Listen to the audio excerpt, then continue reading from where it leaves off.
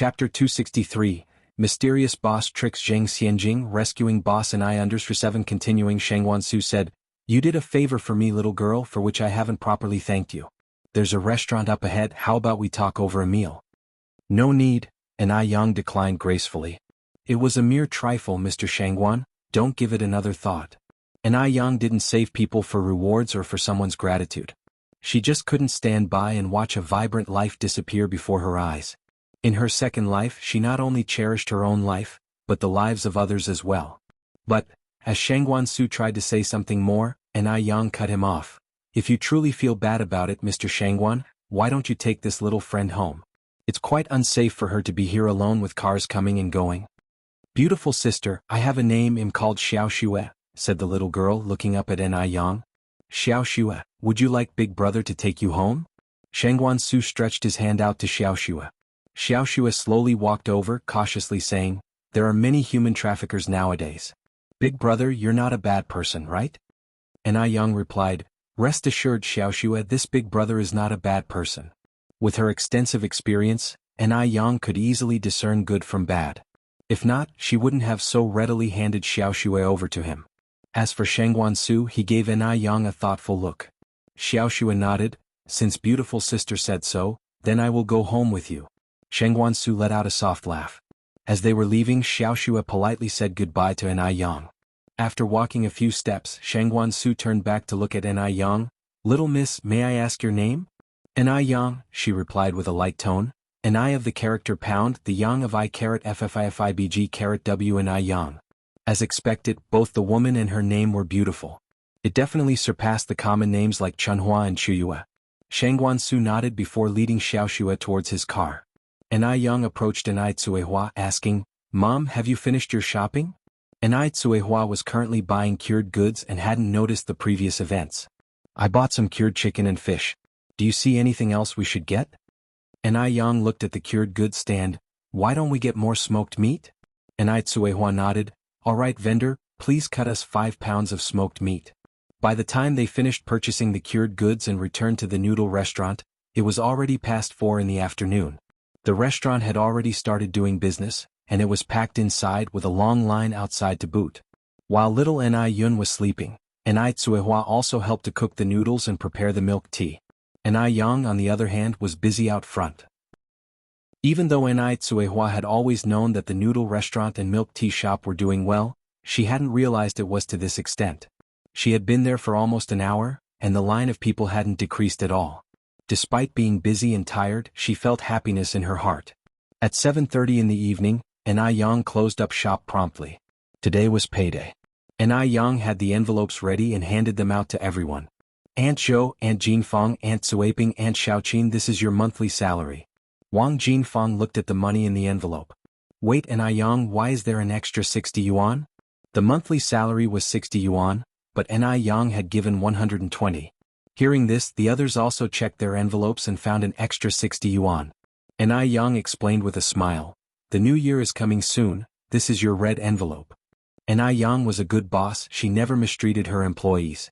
Hearing this, the 4 of them all declined. The wages N.I. Yang paid were already high, how could they accept her red envelope? N.I. Yang continued, "Aunties, please accept it. It's a tradition to give red envelopes for good luck during the new year. If you don't accept it, it means you're looking down on the amount." No. "We're not looking down on the amount," N.I. Yang interjected.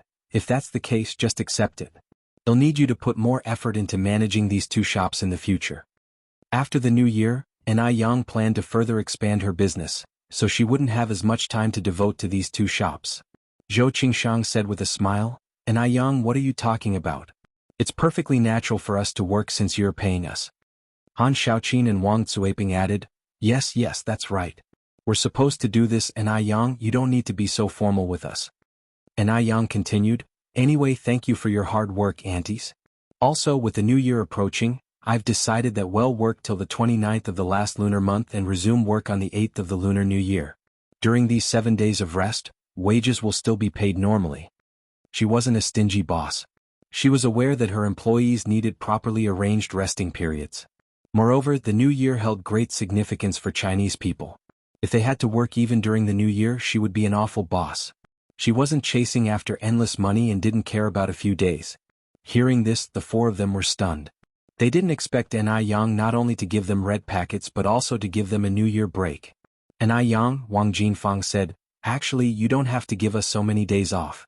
Your business is so good, it would be a pity to close for so many days." The other three nodded.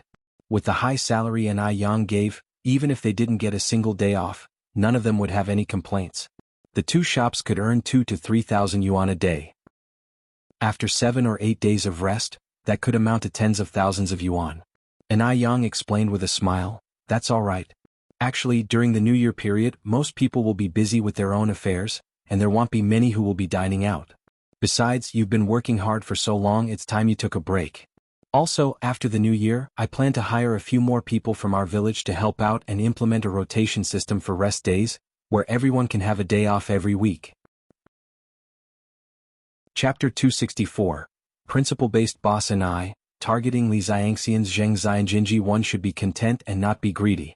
Hearing this, all four of them refused. "We don't need a break, Yang. We're not tired at all. Indeed, this job is much more relaxed than working in the fields. I've gained quite a bit of weight since I started working here." "Me too, I've put on weight. Working at the noodle restaurant only requires washing dishes and cooking noodles, without need to endure scorching sun or drenching rain." They had not only gained weight but also their skin had become much fairer. Previously, when working at home all year round doing dirty and tiring farming work, they barely made any money. In a single month working at Ni Yang's, they earned as much as they did in a whole year at home. The four of them were genuinely grateful to Ni Yang. Ni Yang said with a smile, "How can you not rest? Work and relaxation should go hand in hand. Let's follow this plan next year." "Yang, we really don't need to rest." Yes, we really don't need to rest." Still, the four of them insisted on refusing. Ni Yang continued, "Ladies, there's no need for you to refuse. You're not made of iron. How can you not rest? Plus, you all have elderlies and little ones at home. Use the break time to take care of your family." Hearing this, the four of them didn't know what to say. Ni Yang not only offered them the best treatment, gave them red envelopes and year-end holiday during Chinese New Year, but now she was also giving them 4 days off a month. They must work hard and not let Ni Yang down. After taking care of this matter, Ni Yang started to lock the door and leave. There were quite a lot of New Year goods purchased today, and the back seat couldn't fit anyone, so Ni Tsuehua took the tram home with her child. At around 7 o'clock in the evening, the night temperature was very low, all the passengers on the tram were bundled up tightly, and a thick layer of ice had formed on the steps of the tram. Ni Tsuehua, holding her child, didn't notice it, and her foot stepped on the ice surface, causing her and her child to lurch forward due to the sudden force. As she was about to fall to the ground, someone caught her just in the nick of time. "Comrade, are you okay?" A thick, kind voice sounded above Ni Kuihua's head. Ni Tsuehua was so scared that her heart raced. Looking up, she saw a man about 30 to 40 years old, with a square face, tall and thin figure, a typical intellectual, wearing a pair of black-rimmed glasses, and emanating an elegant demeanor. They were standing a bit too close, and Ni Tsuehua didn't want to cause any misunderstanding. She hurriedly took a step back while holding her child, repeatedly bowing in gratitude. "I'm fine, thank you. Thank you." If it hadn't been for this middle-aged man acting swiftly, the consequences would have been unimaginable. Ni Tsuehua felt a chill run down her spine. The middle-aged man casually adjusted his glasses. "It was the least I could do, you don't need to be so polite. Is the child okay?" Little Ni Yin seemed to understand the middle-aged man's words. He didn't look scared at all and even looked up and smiled at him, babbling as if he wanted to talk. The 6-month-old baby was plump and fair, with clear and bright eyes, a clean face without a trace of dribble or snot, looking as lovely as the babies in New Year paintings. In this era, families usually had 5 or 6 or even more children, and there was no time for parents to take care of them since they were busy working. Therefore, elder children were usually the ones taking care of the younger ones. It was rare to see anyone take such good care of their child.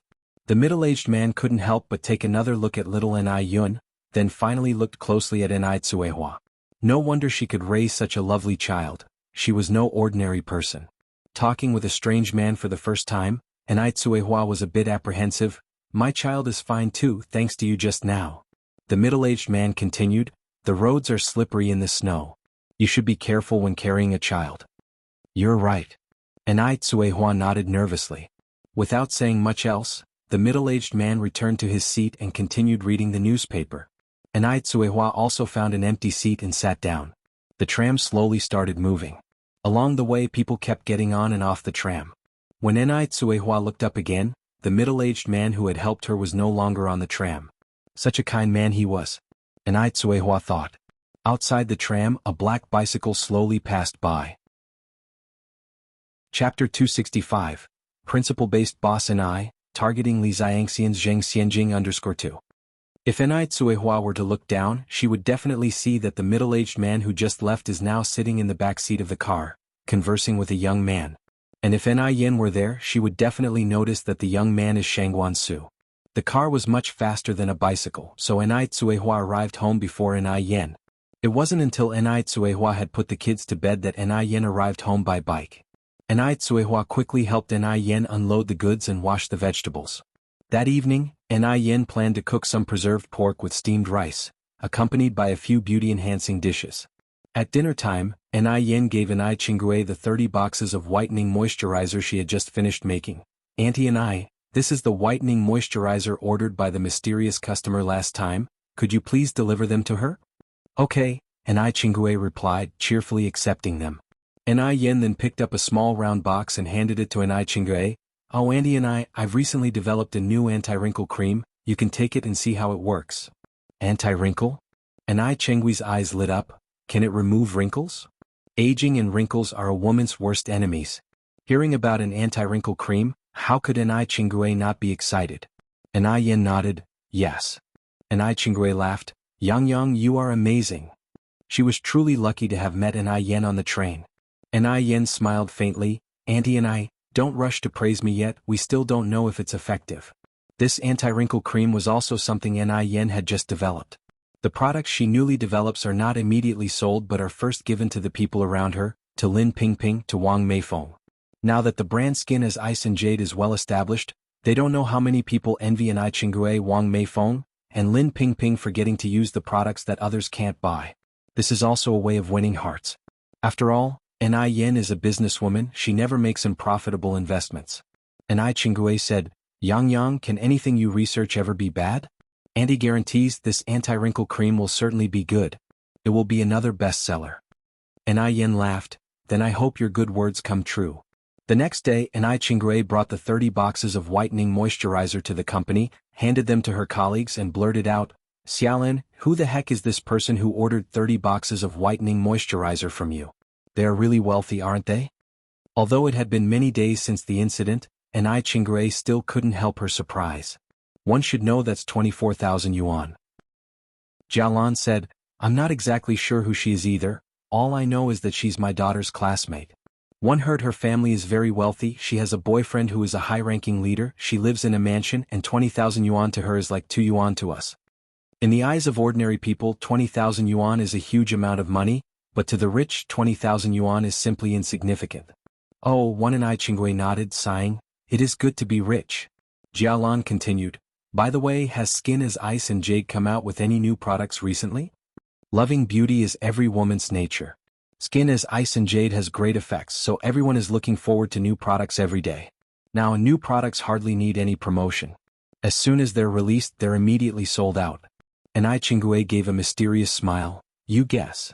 Seeing her like this, Jialan could already guess, lowered her voice and said, what product is it? Let me know, one promise I won't tell anyone else. Enai Chingue whispered, this time it's an anti-wrinkle cream, it should be available for purchase in a few days. But I estimate the price is likely to be around the same as the whitening moisturizer. Upon hearing it was an anti-wrinkle cream, Jialan's eyes immediately lit up. She quickly responded, I don't mind the price as long as it works. Look at these crow's feet of mine, they are unbearable to look at. Chingue, we have such a good relationship, you must save a box for me. It seemed like Enai Chingue suddenly remembered something and asked, by the way Xiaolan, your husband teaches at our city's high school, right? Yes, Jialan nodded. Enai Chingue laughed, what grade does he teach? Although Jialan was somewhat puzzled, she still answered, this year he's teaching 10th grade, next year he'll be teaching 11th grade. 11th grade, excellent. Chapter 266, Principle-based boss Enai, targeting Li Xiangxian's Zheng Xianjing 3 and I Qinggui often heard Ni Yang saying that she was going to take the college entrance examination. The college entrance examination was reintroduced in 1977. For an outsider to join and take the local entrance exam was not an easy matter. If she could smooth the path through Jialan, it would solve one of Ni Yang's troubles. Ni Qinggui was not someone oblivious of things. Given that Ni Yang had helped her so much in every way, she naturally had to figure out how to help Ni Yang. She couldn't always be on the receiving end of Ni Yang's help. Ni Qinggui then said, "Xiaolan, could you go back and ask your husband if his class is still accepting transferee students? Those who directly participate in the college entrance examination. I have a relative who came from another city who wants to participate in next year's exam." Jialan nodded. "Qinggui, isn't this a matter of a word? And about that anti-wrinkle cream, could you help me keep an eye on that?" Having someone in the family as a teacher, this favor was not at all troubling for Jialan. Ni Qinggui smiled and nodded. "All right then, I will surely reserve a box of the anti-wrinkle cream for you." "Great, great." When Li Xianxian received the 30 boxes of whitening moisturizer from her classmate, she didn't know how to describe how she felt. For these 30 boxes of moisturizer, she sold all valuable jewelry, sold her blood, and even borrowed thousands from her classmates. Now asking her to give these away, she was somewhat reluctant. Despite her reluctance, Li Xianxian still agreed with these young ladies, and delivered the whitening moisturizers. "Wow. Xianxian, you are amazing. You managed to order so much whitening moisturizer." "Xianxian, thank you so much." "Thank you." Li Xianxian was surrounded by everyone, her face was filled with a dignified smile. "There's no need to thank me, I've had a bit of dealings with the boss of Ice Skin Jade Skin, this isn't a big deal. Where people are, there will be gossip. And these daughters of wealthy families were no exceptions." "Xianxian, how did you know the boss of Ice Skin Jade Skin?" Li Xianxian said, "It was just a casual encounter." "Is the boss of Ice Skin Jade Skin a man or a woman?" Li Xianxian smiled, in keeping that a secret. Seeing her like this, they had already figured out the answer. "Oh, I see. The boss of Ice Skin Jade Skin must be a man, right? Does he like you?" "I think he surely likes Xianxian, otherwise he would not have gone as far as giving 30 boxes of whitening moisturizer." It's infuriating to compare people. We can't even buy one box and Xianxian casually gets 30. Yes, yes, yes. Everyone echoed, "He surely likes Xianxian." Li Xianxian, covering her face embarrassingly, said, "Don't rant about it. I already have someone I like." Her words were an affirmation in a way. The crowd looked on with envy. Was Li Xiangxian's romantic fortune not too good? First there was Mo Baichuan, the eldest grandson of the Mo family, and then the boss of Ice Skin Jade Skin. The men she met were all outstanding. Why didn't they have such luck? "Xianxian, what's the name of the boss of Ice Skin Jade Skin? Is he handsome? Is he as handsome as the cream of the crop on TV?" Facing everyone's gossiping, Li Xianxian softly said, "He is a very low-key person, I should not be saying too much." Her words were extremely artful, and everyone had already worked out from this that the boss of Ice Skin Jade Skin must be a very handsome person. They were all even more envious of Li Xianxian. Li Xianxian was thoroughly enjoying the envy of everyone, and was extremely satisfied in her heart. Looking back on how she was a poor village girl who had nothing 3 years ago, and now she's chatting and discussing with these lavishly dressed daughters, talking and being in the limelight. What about being a daughter of a rich family? Even the daughters of rich families were envious of her, the village girl. Li Xianxian could hardly wait to announce her success to the whole world. Let those people who used to look down on her see, she now is also a part of high society. Now they were already too low for her. "Is the boss of Ice Skin Jade Skin as handsome as Mo Baichuan?" someone asked. Li Xianxian blushed a little and said, "In my heart, no one can compare with Baichuan." Hearing this, everyone laughed and teased Li Xianxian. "Mo Baichuan?" Upon hearing this name, Zheng Xianjing, who was sitting there drinking coffee, glanced over here. Chapter 267. Principle-Based Boss and I, targeting Li Xiangxian's Zheng Xianjing _4. Although Zheng Xianjing did enjoy using skin brightening and moisturizing cream, her grudges with Li Xianxian prevented her from joining the fun. As far as she knew, Li Xianxian was a very ambitious woman. Now that Mr. Mog, a significant figure, was here in Beijing, it was unlikely that Li Xianxian would take any interest in Mo Baichuan. Unless Mo Baichuan was Mr. Mog himself. Moreover, the profile she had caught a glimpse of previously did resemble Mo Baichuan quite closely. And Mr. Mog had connections with the Mo family. Mo Baichuan himself was incredibly talented. He had even studied abroad for 4 years, and Mr. Mog had also recently returned from overseas. The more Zheng Xianjing thought about it, the more she became convinced that Mo Baichuan was Mr. Mog. The sense of crisis in her heart deepened. If things continued as they were and Mo Baichuan and Li Xianxian grew closer, she would no longer stand a chance. She needed to figure out a way to get Mo Baichuan to notice her. She stirred her coffee, a spark flickering briefly in her eyes. Just who did Li Xianxian think she was? Nothing more than an orphan no one wanted. Did she really think she could compete with her over Mo Baichuan? The business at the noodle restaurant and milk tea shop was now steadily increasing, so Ni Yang didn't need to spend so much time worrying, and instead she decided to focus all her energy on developing skincare products. Although ordinary facial cleansers, aloe vera gel, etc. were bringing her about 200 to 3,000 yuan in income each month, and the skin brightening and moisturizing cream had a fixed income of 3,000 yuan, she hadn't yet reached her ideal goal. She wanted to expand her skincare business, transition to brick-and-mortar stores, open branches, and eventually operate on a national and then global chain level. Ni Yang mulled over the skincare product line even as she busied herself in the milk tea shop. She remembered a high-end department store at Beijing city center. Despite countless trials and tribulations, it remained prosperous even in later years. If she could set up her skincare company's flagship store in that mall, it would elevate its status. Always the woman of action, Ni Yang decided to use her lunch break to visit the department store. The mall was decorated in a European style, and a large poster hung on its exterior. The poster was not overly fancy. At the top, it simply read, "News Bulletin" in traditional Chinese characters. Advertisements were only featured below the news bulletin. Even the font used was simple and straightforward, unlike the artistic typefaces common in later years. Ni Yang looked over the square, then glanced at the surrounding residential community, making a mental note to buy more properties around this area in the future. If her memory served her correctly, by future years, the property prices here would have soared to 7 figures per square meter, and that's starting with a 2. Of course, she planned to buy properties in both Beijing and Shanghai, as well as other first-tier cities. After all, who would complain about having too much money? Withdrawing her gaze, Ni Yang headed inside the mall. After browsing the skincare counters on the first floor, she noticed that the saleswomen were not particularly enthusiastic. They were indifferent to customers, answered reluctantly when questioned, and never proactively recommended products. They didn't even bother to put on a friendly face. It would be truly surprising if they could sell anything with that attitude. Ni Yang frowned discreetly. She had to remember to avoid this pitfall and not follow the trend. After making a few inquiries, Ni Yang finally reached the mall management's office, which was responsible for renting out stalls. The person in charge of the mall was a slightly overweight middle-aged woman named Zhou Hua, who was 40. Simply glancing at Ni Yang, Zhou Hua responded with indifference, "There will be no stalls available for rent before the Chinese New Year." At that time, all the stalls in the mall were managed by Chinese companies, so everyone involved in their management, regardless of their position, were considered leaders. At least 70 to 80 people came to rent a stall each day, and with the ready availability of stalls, there was no fear of them going vacant, which somewhat provoked their arrogance. They also looked down upon individual stall holders. An individual stall holder wishing to sell products here had to appeal to them. But who could blame them? At this time, individual stall holders' profession was deemed the least promising. Ni Yang didn't take offense at Zhou Hua's attitude. After all, she was currently on the begging end of the deal. Will there be stalls available after the Chinese New Year?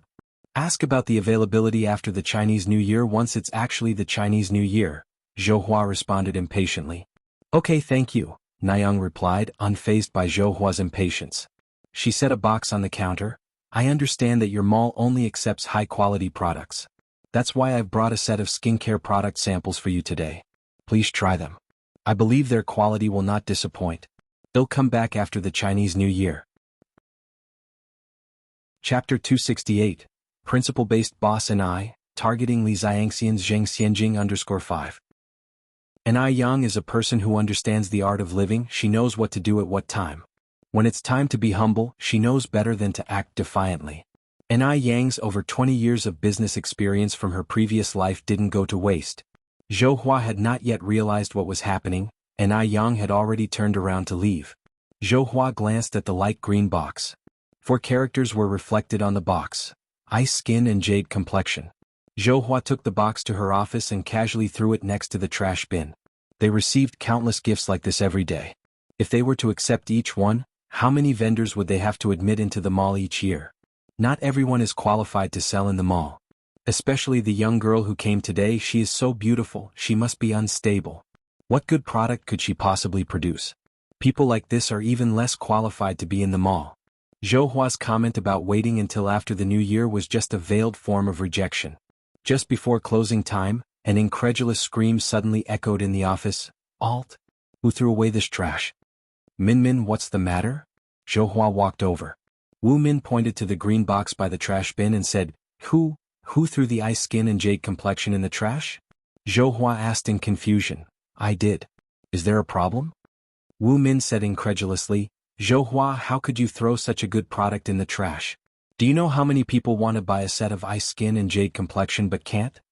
Zhou Hua was taken aback, somewhat unable to understand what Wu Min was talking about. Wu Min quickly picked up the ice skin and jade complexion box from the trash. Zhou Hua, do you still want this ice skin and jade complexion? If you don't want it, I'm taking it. Ice skin and jade complexion?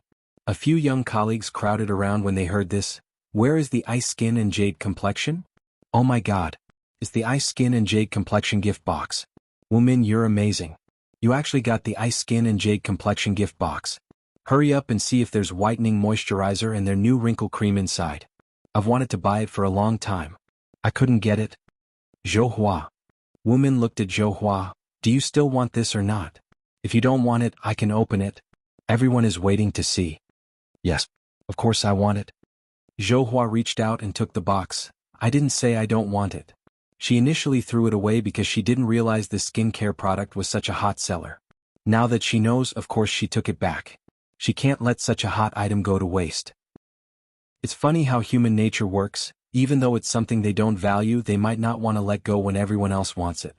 Wu Min didn't mind, continuing to say, Zhou Hua, how could you throw it in the trash just now? That's such a waste. Zhou Hua laughed. I may have made a mistake earlier. By the way, is this ice skin and jade complexion really as good as you say it is? Zhou Hua still found it slightly unbelievable. Before Wu Min could answer, someone from the side couldn't help saying, Of course. Ice skin and jade complexion is the best skincare product I have ever used. Especially the whitening moisturizer. After using it, it feels like I have new skin. And the cleansing milk is also really good. Zhou Hua, stop teasing us, open the gift box so we can see. I've never bought the gift box version of ice skin and jade complexion. Someone else said, this gift box, like the whitening moisturizer, is a limited edition. Of course you can't buy it. I spent a long time trying to buy the whitening moisturizer last month, and this is the first time I've seen the gift box version. Under everyone's eager anticipation, Zhou Hua opened the gift box. There were 7 skincare products in total in the gift box. Zhou Hua had never used ice skin and jade complexion. She wasn't aware of how in demand it was. Her colleagues, on the other hand, were thrilled. Oh my god. There really are whitening moisturizer and wrinkle cream. How exciting. Finally, I get to see what the wrinkle cream looks like. Zhou Hua, I want to buy this whitening moisturizer. Can you sell it to me? How about 150 yuan? Wu Min picked up the box of whitening moisturizer. 150? Zhou Hua was shocked. She only made 45 yuan a month, and Wu Min was willing to pay 150 yuan for a small box of skincare. Wu Min continued, Zhou Hua. Although the whitening moisturizer is hard to buy, but 150 yuan is a high price. Think about it, its regular price is only 108 yuan. Can you sell it to me? Chapter 269, Principle-Based Boss and I, Targeting Li Xiangxian's Zheng Xianjing _6. Original price 108 yuan? Zhou Hua was stunned again. She had not expected the whitening moisturizing cream to be so expensive. Zhou, since Minmin wants to buy the whitening moisturizing cream, how about you sell me the anti-wrinkle cream? 1 am willing to pay 150 yuan for it. I also want to buy. For a moment, her colleagues had a burning desire to buy the skincare products in Zhou Hua's hands. Zhou Hua also realized the value of the ice skin and jade flesh and smiled, I'm sorry, this one's for me. If you guys want to buy it, you can go get it yourselves. Zhou, if we could buy it ourselves, why would we pay a premium here? You have no idea how popular the ice skin and jade flesh are. Zhou Hua wore a smile on her face, thinking that she's really struck gold this time. Wu Min then asked, Zhou, how did you manage to buy such a gift box of ice skin and jade flesh? Do you have some connection? The other colleagues also asked one after another, all hoping to have Zhou Hua buy some on their behalf. Zhou Hua simply made up an excuse to dismiss her colleagues. After leaving the rental office, Ni Yang didn't leave immediately, but continued to stroll around the clothing area, aiming to buy 2 sets of New Year clothes for Ni Tsuehua and little Ni Yun. It was very cold in Beijing, so Ni Yang planned to buy 2 down jackets. At this time, down jackets were premium products, with prices as high as 200 or 300 yuan, which ordinary people couldn't afford. Of course, the quality was also extremely good. A down jacket could be worn for more than 10 years without any issue, which far outmatches the branded down jackets of future generations. However, the designs of down jackets at this time were generally the same. Long, straight, shapeless, with a hood attached at the back and a belt tied in the middle. There was also a faint odor of duck down. Ni Yang picked a wine-colored down jacket for Ni Tsuehua with embroidered cuffs. Then she selected a bright red one for little Ni Yun and another bright red one for herself. Actually, Ni Yang preferred more muted colors, but it was the new year, so a more festive color was appropriate. People in this period were a bit conservative. If you wore white or light-colored clothes to someone else's house during the new year, the host might be somewhat displeased. It didn't really matter on ordinary days. After some thought, Ni Yang chose a down jacket of the same style for Ni Chingui. Having selected all the down jackets, Ni Yang took the one she had chosen for herself to the fitting room to try on. Because she was not used to wearing such bright colors, Ni Yang felt a little apprehensive. As soon as she stepped out of the fitting room, the shop assistant exclaimed, "Miss, this down jacket looks so good on you. Red is a very glamorous color. People with slightly less attractive looks might be overshadowed by the red color." But, when this red down jacket was worn by Ni Yang, the red color itself seemed to dull in comparison. Red is not an easy color to pull off. It requires fair skin, distinct facial features and a good figure, but every inch of Ni Yang was perfect. Even though it was a straight-fit down jacket, it looked uniquely appealing and flawless on her, no matter how you looked at it. Even the shop assistant, who prided herself on her superior taste, could not help exclaiming. She secretly thought to herself, "This is definitely a rich daughter." Ni Yang stood in front of the mirror with a slight smile in her eyes. She was pleased with this down jacket. Not far away, a young man was accompanying an elderly man choosing clothes. Suddenly, he glanced over and was surprised to see a familiar figure. His eyes lit up with amazement. "Wherever you go, there you are. Isn't that Ni Yang?" Shang Wansu gave a smile, speaking to the old man beside him. "Grandma, you wait here for a while, I'll be back shortly." "Go ahead." The old man kindly nodded his head. After trying on the down jacket, Ni Yang also took an interest in a light-colored cheongsam. She loved cheongsams to the point where she could not resist them.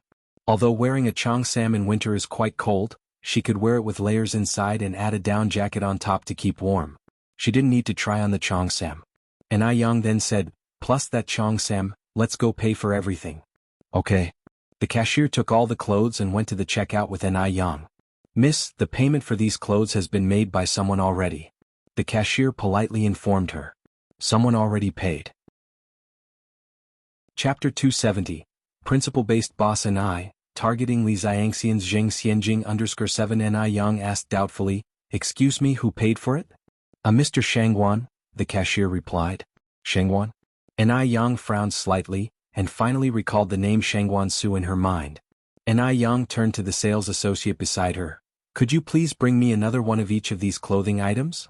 The sales associate was taken aback at first but then said, "Okay, please wait a moment." Soon the sales associate came over with several identical pieces of clothing. After expressing her gratitude to the sales associate, Ni Yang continued, "Could you please calculate how much all of these items cost?" "The total is 860 yuan. Ni Yang took out money from her pocket and handed it to the cashier, then she left with the clothes she bought. The sales associate hurriedly chased after her, shouting, Miss, you forgot to take the rest of your clothes." Ni Yang turned around and said, "Those clothes were paid for by Mr. Shangguan, so naturally they belong to Mr. Shangguan. You should ask him to come pick them up." Ni Yang certainly wouldn't accept the clothes paid for by Shangguan Su out of the blue. If she did accept his clothes, things would get complex. Ni Yang was a decisive person and did not like feeling tangled up. Moreover, she was certain that Shangguan Su was nearby and he hadn't paid. How could he have known the price of the cheongsam which she decided to buy on impulse? In fact, Ni Yang was right, Shangguan Su was indeed nearby and he hadn't paid. As soon as Ni Yang turned around, he walked out of the fitting room.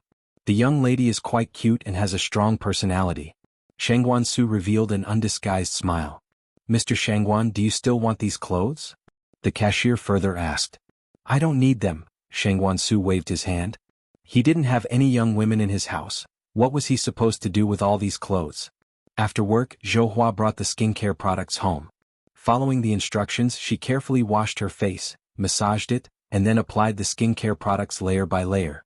The skincare products felt chilly and comfortable on her face, without any stinging sensation, definitely a better experience than her previous skincare products. She just wondered if the results were really as good as claimed. As Zhou Hua was applying the products, she was skeptical whether a girl who looked no older than 17 or 18 could be that amazing. After applying these skincare products, Zhou Hua went to the living room to watch TV. When Ni Yang returned home, she gave the down jacket she bought today to Ni Tsuehua and Ni Qingui. Ni Qingui was surprised and said, Yang, why did you buy one for me too? I'll go get the money for you. A down jacket is expensive. Ni Yang should not have had to pay for it. Ni Yang laughed and said, Aunt and I mentioning money makes me feel like we are strangers. Is our friendship only worth the cost of a down jacket? Ni Tsuehua said, Sister Qingui, you've helped us so much in various ways. It's just a jacket, just accept it. It's okay. Ni Tsuehua was so touched that she didn't know what to say. She was of such a mature age and she had never received clothes from the younger generation before. This was the first time. She may have a daughter, but that's not the same. Her daughter got married and moved far away, not even visiting once in several years. It seems as if she doesn't even have a daughter. Ni Yang added, Aunt and I, you should go try the clothes on with my mom to see if they fit you well. While speaking, she pushed Ni Qingui and Ni Tsuehua into the room. The two women came out of the room not long after. Although they were wearing identical jackets, they conveyed two different styles. Ni Tsuehua had a soft beauty, much like a woman from Jiangnan in the misty rain. As for Ni Qingui, she exuded an intellectual beauty, and an air of success radiated from her. They look wonderful, Ni Yang laughed. Mom, standing with Aunt and I, it's like you two are a pair of twin flowers. Hearing this, Ni Chenggui's eyes sparkled. Yang's mom, neither you nor one have siblings, how about we become sworn sisters? From then on we'll be real family. Sworn sisters. If this phrase had been used in the past, Ni Tsuehua would have had no idea what it meant. But now things were different. Under Ni Yang's guidance, she was now relatively knowledgeable. That sounds good. Ni Tsuehua nodded affirmatively with a broad smile on her face. Ni Qingui held Ni Qihua's hand. Yang's mom, let's go outside and kowtow to the Bodhisattva. The two went outside and solemnly knelt down, paying their respects. Ni Yang brought 3 cups of white wine. 1 cup to honor the Bodhisattva. 1 cup to honor heaven and earth. That night, Ni Qingui and Ni Tsuehua were very happy.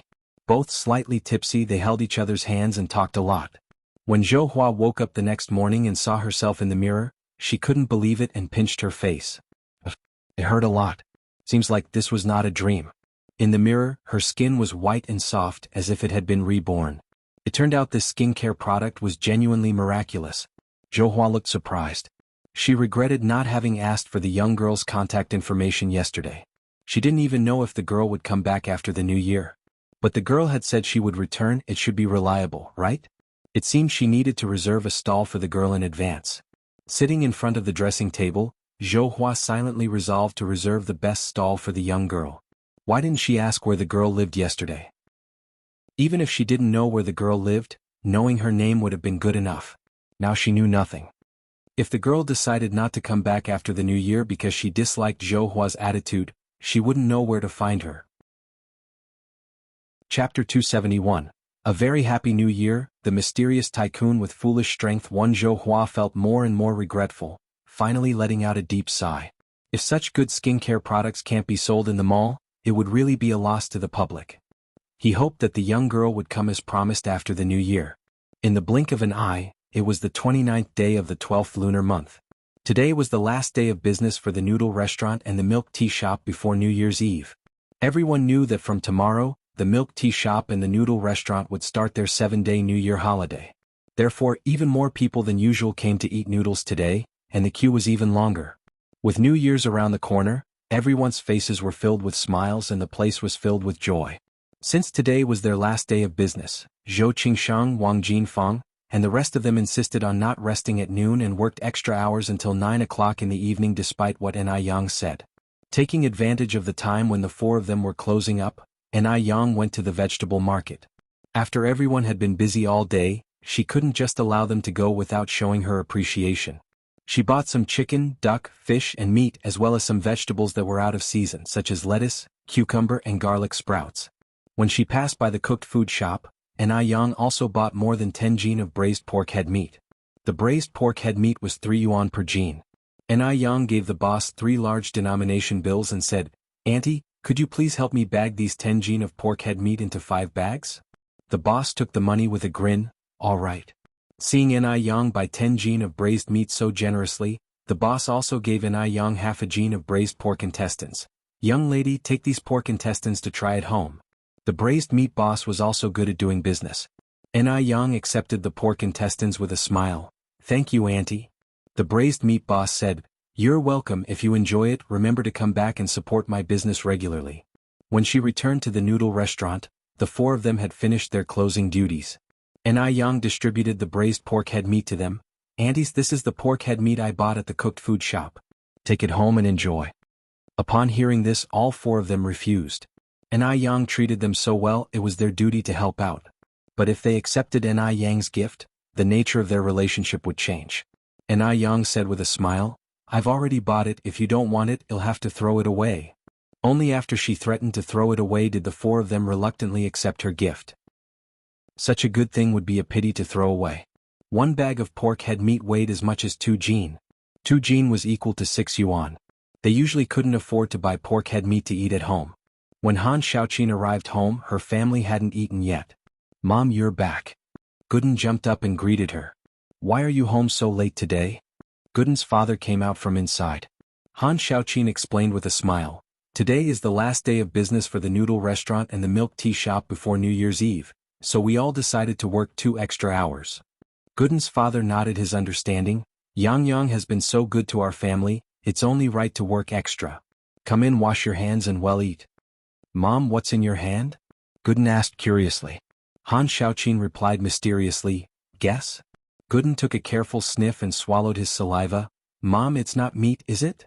In these times, everyone didn't have a lot of money, so the children were particularly fond of meat. Although the new year was just around the corner and there was some meat at home, that meat was saved for the guests. They couldn't eat it now. It had been over a month since Gooden had last eaten meat. Han Xiaoqin nodded, "It's braised meat." Upon hearing this, Gooden was so happy that he practically jumped for joy. "Big brother, sister. We have meat to eat. We have braised meat to eat." Gooden's father was surprised. "Braised meat? Did you buy it? You work so hard, why waste your money on braised meat? The new year is tomorrow, we can wait a bit longer to eat meat." Braised meat was 3 yuan per jin, and Han Xiaoqin's daily wages couldn't even pay for one. Han Xiaoqin shook her head with a smile. "Yang Yang bought it, she gave 1 portion to each of us." "Yang Yang bought it?" Gooden's father said in surprise, "She's so generous. Our village is really lucky to have her. Otherwise, this year's New Year would have been difficult." This year the harvest was very poor due to droughts and floods. After paying their grain taxes, the food left at home was just enough to keep them from going hungry, let alone having spare money to buy anything else. Chapter 272. Avery Happy New Year, a mysteriously strong and foolish boss understood. Ni Yang first hired the strong workers in their village for jobs and then bought aloe vera from the villagers, helping everyone to earn a little extra. This enabled everyone to have a prosperous new year. Otherwise, this winter would have been another tough year. Ni Yang is considered the lucky charm of Jinghua village, and this statement is not an exaggeration. 2 jin of braised pork head meat satisfied everyone's appetite. Today is New Year's Eve. At around 7 in the early morning, Ni Yang was woken up by the crackling sound of firecrackers. Upon waking up, Ni Yang didn't immediately get out of bed but lazed around for a while until a little past 8 when she finally got dressed. After freshening up and having her meal, Ni Yang went out to clear the accumulated snow in the yard. As soon as she had finished sweeping the snow, she saw Gooden leading a group of kids their way. Everyone carried something in their hands. "Sister Ni Yang, Auntie Flower, my mom asked me to bring you these steamed buns, some fried cake and eggs." Steamed buns are also known as momo. The fried cake is made from grinding yellow rice into flour, wrapping red bean stuffing inside, and frying until crispy. It is soft inside and ooze filling when bitten, offering a delightful taste. It's a custom in Beijing to eat steamed buns and fried cakes for the new year. Steamed buns are made into various pleasing shapes to offer to relatives and friends when visiting their homes during this season. Under normal circumstances, they would not readily give away significant items like momo and fried cakes. However, they chose to give them to Ni Yang as everyone regards Ni Yang as a small lucky star in the village. Ni Yang didn't decline everyone's goodwill and accepted the gifts with a smile. She then reciprocated by placing some slices of bread, fruit candies, and other return gifts in the children's baskets. The children all said thank you very politely. Putting up couplets and cutting paper decorations during the new year is an indispensable part of the celebration. Ni Tsuehua brought red paper and scissors, busying herself with cutting paper decorations. Ni Yang's eyes were filled with smiles. How many years has it been since she had last experienced such a scene? In her previous life, she became the head of Ning Corporation and lived a lonely life. The festivals were the loneliest moments for her, where she could only view others celebrating their family reunions from a distance. Such warm moments like now were not something she dared yearn for. The present moment is so wonderful. Ni Yang gazed at everything, her eyes slightly red, but the corners of her mouth lifted into a faint smile, showing a pair of shallow dimples. Mom, let me help you.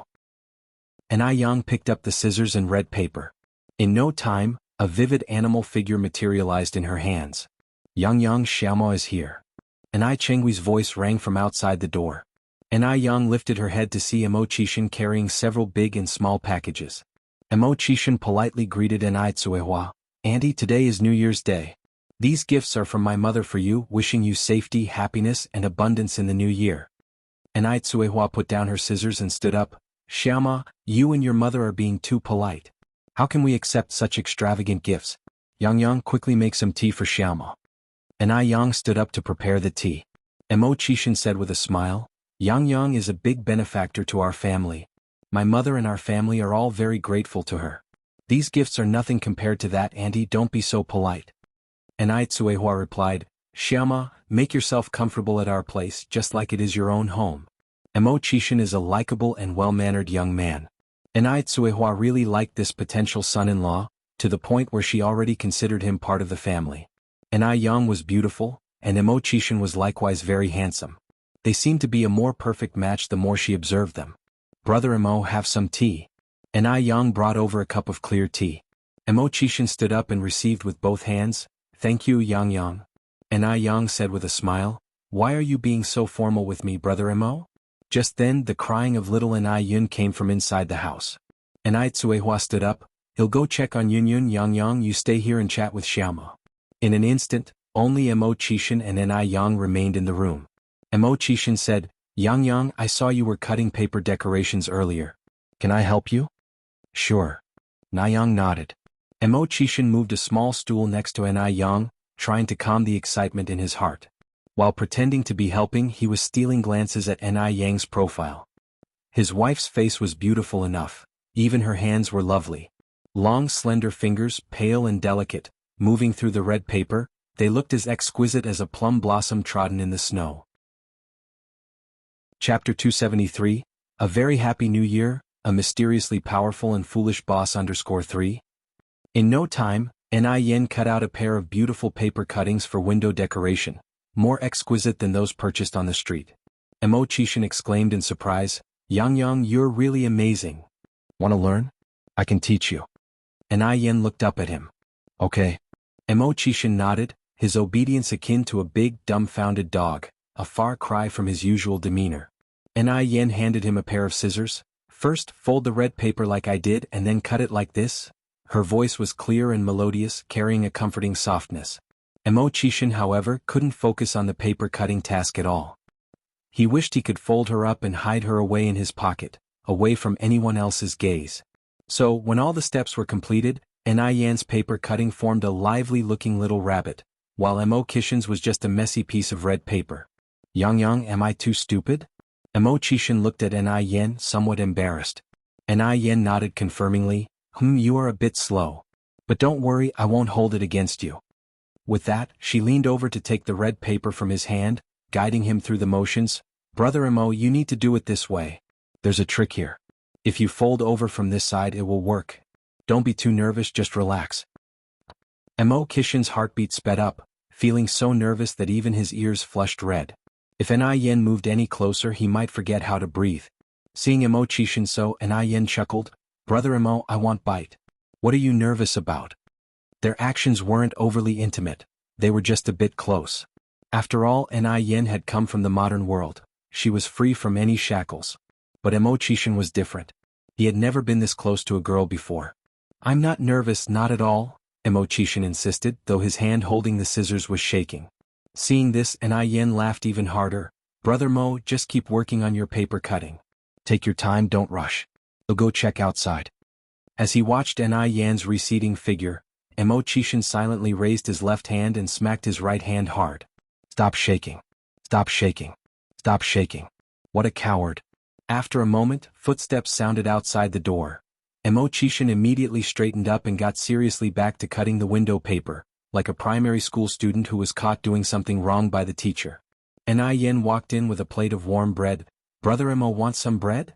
Mo Chishin replied without lifting his head, "I'll eat after I finish this." After about 10 minutes, Mo Chishin lifted up his head and held up the finished paper cutting. Yang, is this paper cutting I made nice?" An Yen burst out laughing, "Brother Mo, you're so clumsy." Mo Chishin, An Yen handed Mo Chishin a piece of bread. "Brother Mo, eat some bread first." Mo Chishin took the bread and, feeling depressed, took a couple of bites. How could he be so clumsy? He can't even make good paper cuttings. An Yen continued, "Brother Mo, I was just joking with you. You're not stupid. Paper cutting is handiwork and it's normal for a man like you not to be good at it." Mo Chishin looked up at An Yen. "Really?" An Yen nodded. After finishing the paper cuttings, An Yen brought out a brush and red paper and began writing couplets. Because buying couplets was too expensive, most of the couplets at this time were handwritten. An Yen handed the brush to Mo Chishin. "Brother Mo, do you want to try this?" Having failed at paper cutting, Mo Chishin certainly wanted to redeem himself on the couplets. Mo Chishin took the brush and started to write swiftly and confidently. Graceful and powerful, his calligraphy was naturally impressive. It was much more elaborate than the couplets bought on the street. An Chingue came in from outside and remarked in surprise, "Xiaoma, your writing is really nice, no less impressive than that of Yang. Those who are good-looking all write well. Indeed, a person's character can be seen from their handwriting." "Thank you for the compliment, Auntie and Mo Chishin responded modestly, "I'm embarrassed." An Yen laughed, "We have 5 doors in total here, plus 10 at Auntie Nis and 1 in the courtyard, making 16. Sister and I are going to put up the couplets. Brother Mo, the 16 doors are all yours." Mo Chishin replied, "It would be my honor." Then An Yen and An Chingue went out together to put up the couplets. Chapter 274. A Very Happy New Year, a Mysteriously Strong and Foolish Tycoon _4. During the process of pasting the couplets, An Chingue kept praising Mo Chishin. After pasting the couplets, Mo Chishin proposed to leave. As it was New Year's Eve, An Yang didn't wish to keep him for dinner, so she walked him to the door. "Be careful on your way, Brother Mo." Mo Chishin was still riding his semi-old bicycle. "It's cold outside, Yang, you should go back quickly." An Yang nodded. Mo Chishin pushed his bicycle for a few steps, then as if remembering something, called out, "Yang. Oh." An Yang turned back. Mo Chishin continued, "Yang, do you want to go to the temple to burn incense with me tomorrow morning? It's common to go to the temple to burn incense on the morning of the first day of the Lunar New Year, pleading for peace in the coming year." An Yang didn't used to believe in such things, but now she'd rather believe they have some effect than not. An Yang nodded, "Okay, Brother Mo, we'll see each other tomorrow morning." Mo Chishin smiled and said, "Then I'll come pick you up tomorrow morning." Mo Chishin waved at An Yang excitedly, "Goodbye, Yang." Li Xianxian was an orphan without parents, and old Mrs. Mo, fearing that she'd be lonely, specially asked Mo Baichuan to bring her to the Mo family for the new year. This was the first time Li Xianxian was celebrating the new year at the Mo family. She was very excited, busily helping old Mrs. Mo out. Just at this moment, Mo Chishin walked in from the door. It had started snowing heavily without notice. Some snowflakes were stuck on his messy hair. He was originally handsome, but now, with his thin lips tightly pressed together, it seemed like a thin layer of ice had formed on his face. He was elegant and noble like a crowned jade. Li Xianxian's heartbeat missed a beat at the sight. But Li Xianxian quickly recovered. realizing that it was all just a facade. He was 27 and had accomplished nothing. He certainly wasn't worth a second glance. Though Mo Baichuan might not look as handsome, he was far more capable than him. The look in Li Xiangxian's eyes gradually turned into disdain, but she still greeted him politely, "Uncle Mo." Mo Qishan just nodded lightly in response. Old Mrs. Mo teased with a smile, "Oh 6, come over. We still haven't written our couplets. We're waiting for you to do it." Mo Qishan collapsed onto the sofa. "I can't, Mum. I'm too tired today. Let me rest a while." Li Xianxian saw an opportunity to speak. "Grandma, I remember Baichuan also writes very well. Shall I call him down?" Certainly, the task of displaying talents like writing couplets should be performed by Mo Baichuan. How could they let a good-for-nothing like Mo Qishan take advantage of the opportunity? Old Mrs. Mo nodded. "You go." Li Xianxian turned around and went upstairs. Old Mrs. Mo turned to Mo Qishan and asked, "Old 6, did you deliver the gift I asked you to give Yang Yang?" Mo Qishan lazily responded with a sound, appearing nonchalant about it. Old Mrs. Mo shook her head helplessly. At this moment, Li Xianxian and Mo Baichuan came down. Mo Baichuan politely greeted Old Mrs. Mo and Mo Qishan. Old Mrs. Mo smiled and said, "Chuan, you and Xianxian will write the couplets. They'll go to the kitchen." Mo Baichuan was really not interested in dealing with Li Xianxian, but he also didn't want to give her the cold shoulder. Firstly, because Li Xianxian had been invited by Old Mrs. Mo and his father. Secondly, he wanted to use Li Xianxian to make Yang jealous. The two of them stayed in the living room to write the couplets. While praising Mo Baichuan's handwriting, Li Xianxian talked to him about the business world. Upon hearing a certain business term, Mo Qishan, who had been napping with his eyes closed, opened his eyes and asked, "What were you just saying?" Li Xianxian gave a faint smile, sarcasm hidden in the depths of her eyes. "Uncle Mo Baichuan and I were discussing matters about the business world, stuff you wouldn't understand. He was nothing more than a good-for-nothing. Even if they explained it to him, it would be like playing a lute to a cow." Li Xianxian couldn't understand how someone as useless as Mo Qishan could appear in a distinguished family like the Mo's. Even if not everyone could be as excellent as Mo Baichuan, surely they wouldn't be someone who had accomplished nothing. It was indeed Mo Qishan's fortune to be born into the Mo family. If he were born into an ordinary family, he might have starved to death by now. Mo Baichuan didn't say a word. Mo Qishan didn't get angry either. He continued to nap with his eyes closed, not showing the slightest bit of annoyance. The Nai family. After Mo Qishan left, Nai Tsuehua immediately unpacked the gifts he had brought. She found not only a lot of imported snacks in the parcels, but also a folded stroller. Nai Tsuehua had never seen a stroller and didn't recognize it, so she called Nai Yang over. Chapter 275. A Very Happy New Year, a Mysteriously Strong and Foolish Tycoon _5. Nai Yang looked surprised. "Isn't this a baby stroller?" She didn't expected that there were foldable strollers in this era. Seeing this stroller gave Nai Yang a feeling of being back in her future life. "Baby stroller?" Nai Tsuehua looked puzzled. Nai Yang explained, "A baby stroller is for children as big as Yun Yun to sit in. You'll understand once I assemble it." The packaging of the stroller had all French markings. This was obviously a stroller imported directly from F country. Imported goods were scarce at this time. Even if you had money, you couldn't get it. You needed foreign exchange coupons. Even with foreign exchange coupons, you couldn't necessarily buy the baby stroller from F country. You had to rely on connections and find someone to get you one. Nai Yang quickly assembled the stroller. "Mom, go bring Yun Yun over to try it." "Okay." Nai Tsuehua nodded and went inside to fetch the baby. Little Nai Yun was riding in such a luxury stroller for the first time. She was so excited that she burst into laughter. Nai Yang wanted to hold her, but she refused to get up. This was the first time Nai Tsuehua and Nai Qingue had seen a luxury stroller like this. They were both amazed. The person who invented this stroller is really smart. Why don't we have this kind of brain?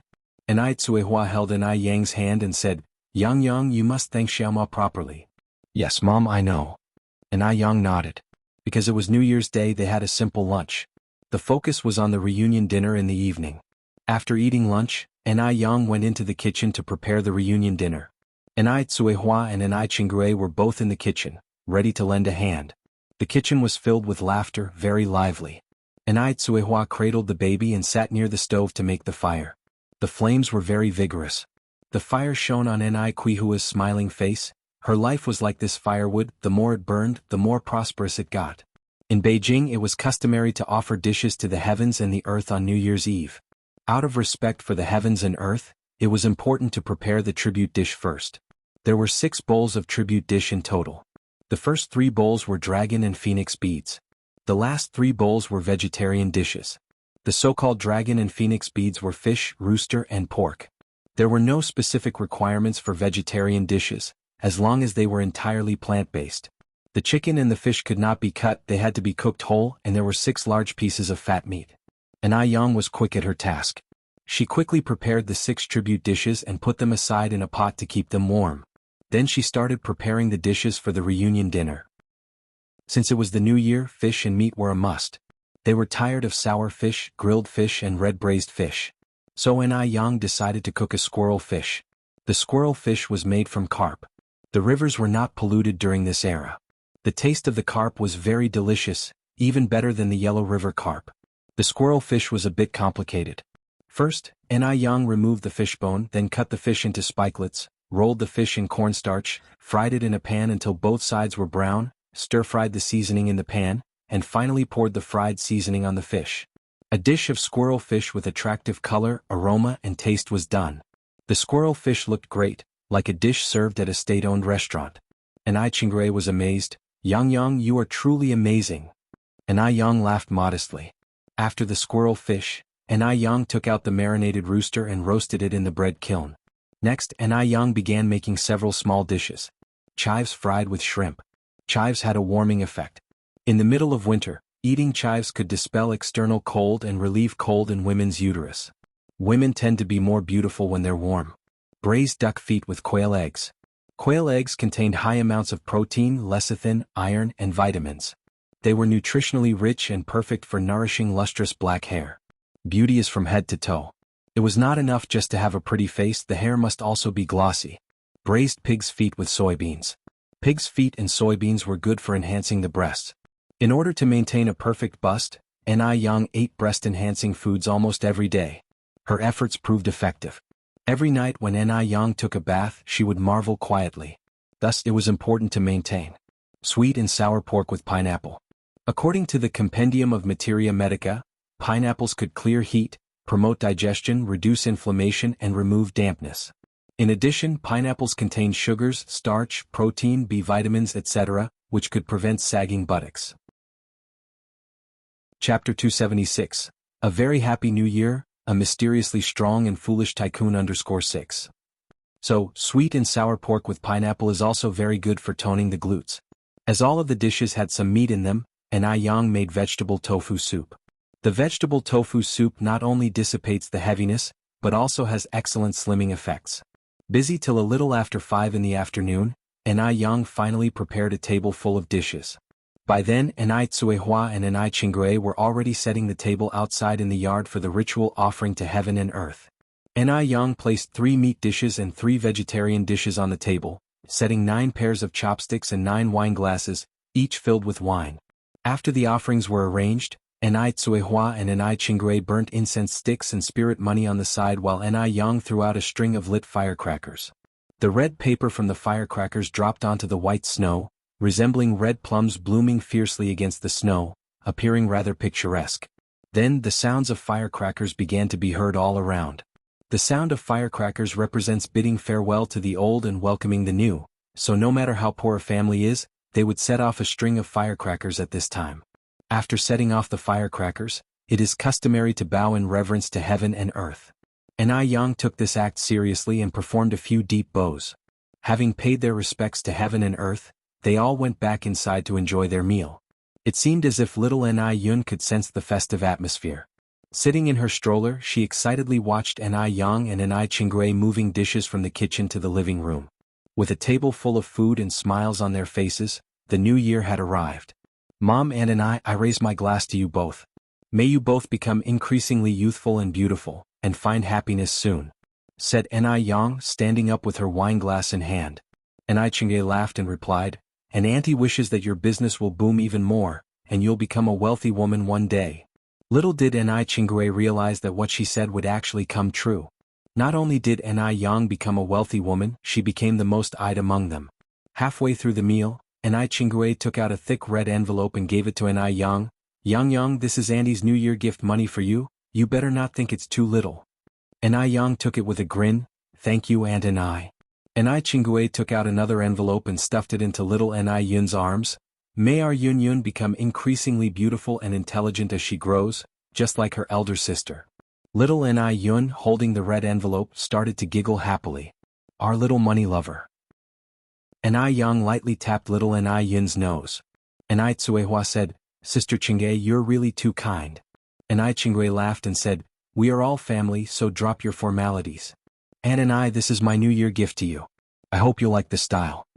Anai Yang handed Anai Chingue a prepared jewelry box. When Anai Chingue opened the box, she was totally stunned. She saw earrings, a ring, and a necklace inside it. No woman can resist jewelry. When Anai Chingue got married, she dreamed of buying a complete 3-piece gold set. She thought that if she couldn't get the 3 pieces, just one would be good enough. But life was hard at the time. Forget about gold, even affording food was a struggle. Even now, Anai Chingue still couldn't bear to buy the 3 pieces of gold. She only makes 30 yuan a month. Even with the extra income from helping Anai Yang sell skincare products, her monthly income is nearly 200 yuan. She would need to save for a long time to afford something that costs several thousand yuan. Yang, how can Auntie accept such an expensive gift from you? You should give them to your mom to wear. Anai Chingue immediately refused. Anai Tsuehua responded by saying, Sister Chingue, like you said, we're family, there's no need for formalities. Plus, Yang bought a set for me too. In just one person, how much could I possibly wear? Anai Yang grabbed the necklace and assisted Anai Chingue to put it around her neck.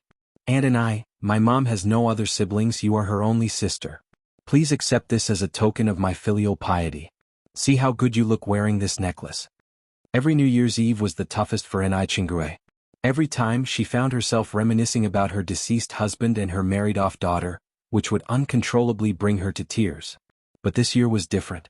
The arrival of Anai Tsuehua and her daughter Anai Yang brought her a sense of hope. Yang, thank you.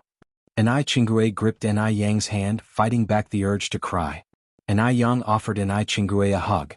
When they were almost done with the New Year's Eve dinner, Anai Yang grabbed the fireworks. Mom, Aunt Anai, shall we set off the fireworks? Sure, both Anai Chingue and Anai Tsuehua agreed. Chapter 277. Avery Happy New Year. A mysteriously strong and foolish tycoon under 3 adults and a child stepped out of the courtyard with fireworks. Anai Yang lit the biggest firework. Bang!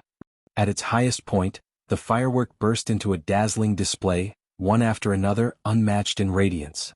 At this time, no other fireworks could be seen in the village, leaving the fireworks from Anai Yang's side to captivate many children. Wow, the fireworks are breathtaking. Gooden replied, the fireworks are beautiful, but can they compare to my sister Anai Yang? Of course, Sister Anai Yang is the most beautiful. In the hearts of these children, Sister Anai Yang was always the prettiest, she could be the sun as well as the moon. Anai Yang distributed spiriders and firecrackers to Gooden and the other kids. Shall we set off the fireworks together? Yes. Thank you, Sister Anai Yang. The children all jumped with glee. Anai Yang held a lit sparkler, darting around with the children in the snow. Her dark eyes reflected brightly, Happy New Year, everyone. Happy New Year, Sister Anai Yang. The light from the fireworks reflected on the laughing faces of the children, and even the adults standing by smiled. What is Chinese New Year? This scene before us was Chinese New Year. After the fireworks display, Anai Yang and the children lit a bonfire in the snow. They brought stools from their homes, sat by the bonfire and chatted and laughed together. In that moment, Anai Yang felt as if she had returned to her childhood. Before the children left, Anai Yang brought out more than 20 red envelopes from her home to give to the children. Gooden secretly opened his red envelope. Wow! Struck gold. There was a whole 2 yuan in there. The red envelopes from his grandparents and parents combined didn't have this much. Sister Anai Yang is the best. No, he must hide it so the adults wouldn't find out. But the next morning, the New Year one's money Gooden had stashed away had disappeared. Angry, he confronted his parents. Dad, Mom, did you take my New Year's money? Han Xiaoqing grinned. Don't you need to pay tuition fees when school starts? Yes. Gooden nodded. Han Xiaoqing continued, well then Mom will help you save the money. It isn't safe for a child to carry so much money. Gooden? He felt something was off, but he couldn't put his finger on what was wrong. So, the matter of the New Year's money had to be dropped. Although Ni Yang didn't sleep until the early hours of the New Year's Eve, she got up early the next day. The breakfast was prepared by Ni Chingui. The customs in Beijing were different from those in Dam Village. On the first day of the Chinese New Year in Dam Village, they ate dumplings, but in Beijing they ate noodles with marinated eggs. However, here the marinated eggs are not called marinated eggs but ingots. So the following dialogue ensued. Yang, how many ingots do you want? Ni Yang replied, I want one. Ni Chingui smiled and said, good things come in pairs, take two. Then he ladled 2 marinated eggs into Ni Yang's bowl. Ni Yang, could she refuse? The family of 3 and a guest sat around a table eating noodles. In front of the village, a black luxury car was parked on the road. The man in the back seat was holding a red paper and scissors, absorbed in what he was cutting. After a while, the man put down what he was holding, got out of the car. You can go back first, don't come to pick me up this afternoon. Also, cancel all meetings for the next few days. Yes, sir. Morris nodded respectfully. Watching the man's figure disappear into the village ahead, Marcus started the engine and left. Morris, can you guess why Mr. Mogg comes to such a desolate place? Morris shrugged. More than that, I'm more curious about when Mr. Mogg started getting obsessed with folk art. He finished speaking and picked up the paper cutout from the back seat. Although it was Mr. Mogg who had cut the paper, Morris still had to say it was really ugly. Marcus frowned slightly. Is that a paper cutout? Yes. Morris nodded. Marcus rubbed his chin. Could it be that Mr. Mogg underpins local Chinese folk art, hence specially visiting the countryside for research? Morris squinted. Very likely. Everyone is curious about Mr. Mogg's recent whereabouts, right? I think it might be good to let this news out. I agree. Mo Chishan didn't anticipate that his simple intention of making paper cuttings to amuse Ni Yang would unintentionally become a trend in high society. Numerous wealthy heiresses and business magnates, upon hearing that Mr. Mogg was fond of paper cutting, in order to find a common topic with Mr. Mogg, started practicing the art of paper cutting at home. Just after having lunch, Mo Chishan arrived. Ni Yang had a good reputation in Jinghua village, and Mo Chishan was very good at connecting with people, so when the villagers saw Mo Chishan going to Ni's family, they had no objections, nor were there any rumors. It's just normal interaction. What, aren't they allowed to have friends? Mo Chishan entered the house, first paying his New Year greetings to Ni Chingui and Ni Tsuehua, and then turned to Ni Yang. Yang, are you ready? Shall we leave? Before Ni Yang could respond, Ni Tsuehua said with a smile, she is ready. You young people should go out and play. Mom, Aunt and I will leave then. Ni Yang looked at Ni Tsuehua and Ni Chingui. Go ahead, it's alright if you don't come back for lunch. Your aunt and I can enjoy something special at home. Sure, off you go. Ni Yang followed Mo Chishan and they left the house together. As they walked side by side, Ni Yang asked unexpectedly, Mo brother, didn't you ride a bike today? Mo Chishan explained, the Nyowang temple is on the top of the mountain, so it's not convenient to ride a bike. Ni Yang raised her eyebrows slightly, so we have to walk there? Mo Chishan nodded, smart. Before she could respond, he added, if you're worried about being tired, I can carry you. After all, I'm a bit slow but very strong. As Mo Chishan was speaking, he glanced curiously at Ni Yang. Ni Yang chuckled. So, isn't Mo brother's nickname Big Stupid? Seeing that Ni Yang wasn't angry, Mo Chishan let out a sigh of relief. Yang, you're really smart. As long as he could win over his sweetheart, even if he had to work like an ox or a horse, what did it matter even if his nickname was Big Stupid? Today was the first day of the new year, and there were many people going to the temple to worship. Along the way, Ni Yang met countless people, even some regular customers who often ate at the noodle restaurant. Chapter 278. Strolling together in the temple fair, elderly Zheng begins the investigation. Although Nyowang Temple was located at the top of the hill, Ni Yang didn't feel tired at all on the way up. Mo Chishan was secretly surprised. Oh my god. His wife was too strong. She climbed such a high mountain without even a trace of blush on her face. He had been waiting for Ni Yang to become unable to keep climbing, so he could step in and play the hero to save his damsel in distress. But now it seemed that he had thought too much. Looking down from the high vantage point of the mountain, there was a boundless white as far as the eye could see, which was extraordinarily spectacular. The temple at the top of the mountain was still crowded with various vendors. Sugar dolls, candied hawthorns, sugar canes, Buddha beads, bracelet and other knickknacks were all present, making it a paradise for children. This scene could not be found in the future life.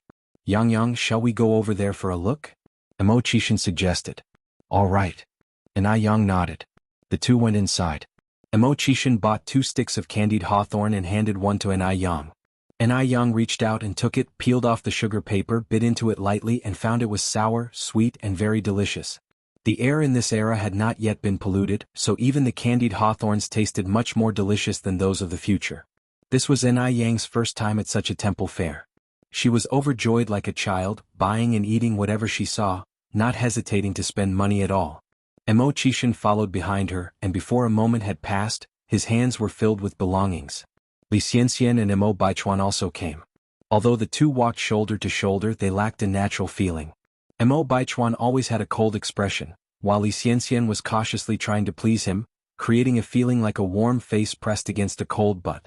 Yet Li Xianxian thoroughly enjoyed this feeling.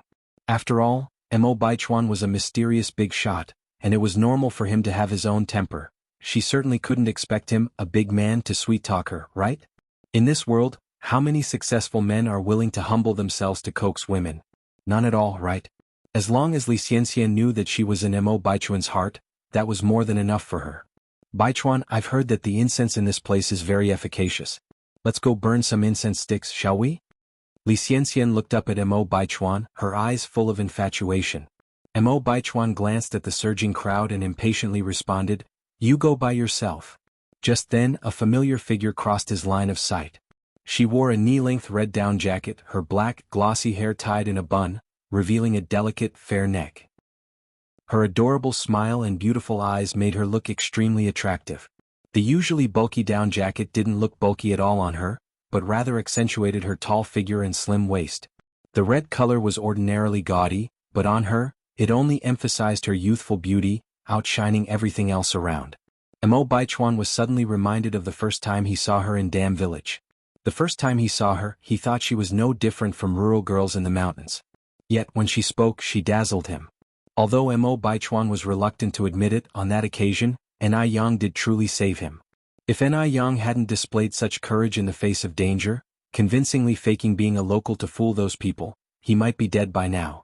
Beside Yang, Emo Baichuan also spotted a person he found very annoying. It was Emo Chishin. In Emo Baichuan's view, Emo Chishin was useless apart from his good looks. Even if Yang wanted to attract his attention, she should not have chosen Emo Chishin. Because Emo Chishin was absolutely no match for him. Li Xianxian also noticed Emo Chishin and Yang. She carefully gripped Emo Baichuan's hand. Baichuan, shall we go greet Yang and Uncle Six? Emo Baichuan didn't respond, but his body faithfully followed Li Xianxian. Seeing him like this, Li Xianxian was filled with joy. She felt that the only reason Emo Baichuan agreed to extend a greeting was because of her. Knowing uncle and nephew didn't get along and that as far as she knew, Emo Baichuan didn't have a good impression of Yang and even disliked her. Yang, Uncle Six, Happy New Year, Li Xianxian took the initiative to greet. Yang seemed to have become even more beautiful after not seeing her for a month. She was so beautiful that it made one jealous. But what use was beauty? Could beauty be eaten? Now that Yang had chosen to be with a useless man like Emo Chishin, suffering was undoubtedly waiting for her in the future. Because in Li Xianxian's memories of her past life, the one who ended up inheriting the Emo family was not Emo Chishin at all. Chapter Strolling together in the temple fair, elderly Zheng begins the investigation. In the end, Emo Chishin seemed to have evaporated from the world, and no news of him could be traced. For a good-for-nothing like Emo Chishin, if he didn't have the support of the Emo family, he would be left to sit and wait for death. Maybe he didn't even make it to the next lifetime. Mockery filled Li Xianxian's eyes. Yang replied to her with a good-natured smile, Happy New Year. Her harmless demeanor was as if she had never had any issues with Li Xianxian. Yang, are you and Uncle Six also here to burn incense? Li Xianxian asked. Yang nodded, Li Xianxian continued, Since we're all here to burn incense, why don't we do it together?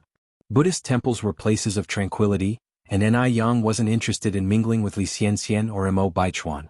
As if sensing Yang's thoughts, Emo Chishin immediately declined, No, Yang and I have other things to do. Right? Yang nodded, Brother Emo, let's go. The two of them turned and walked away. Watching their retreating figures, Emo Baichuan's eyes hinted at a storm brewing.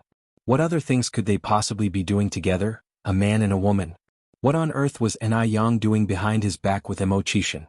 Baichuan. Li Xianxian tugged Mo Baichuan's sleeve. At that, Mo Baichuan came back to his senses and held Li Xianxian's hand. Let's go.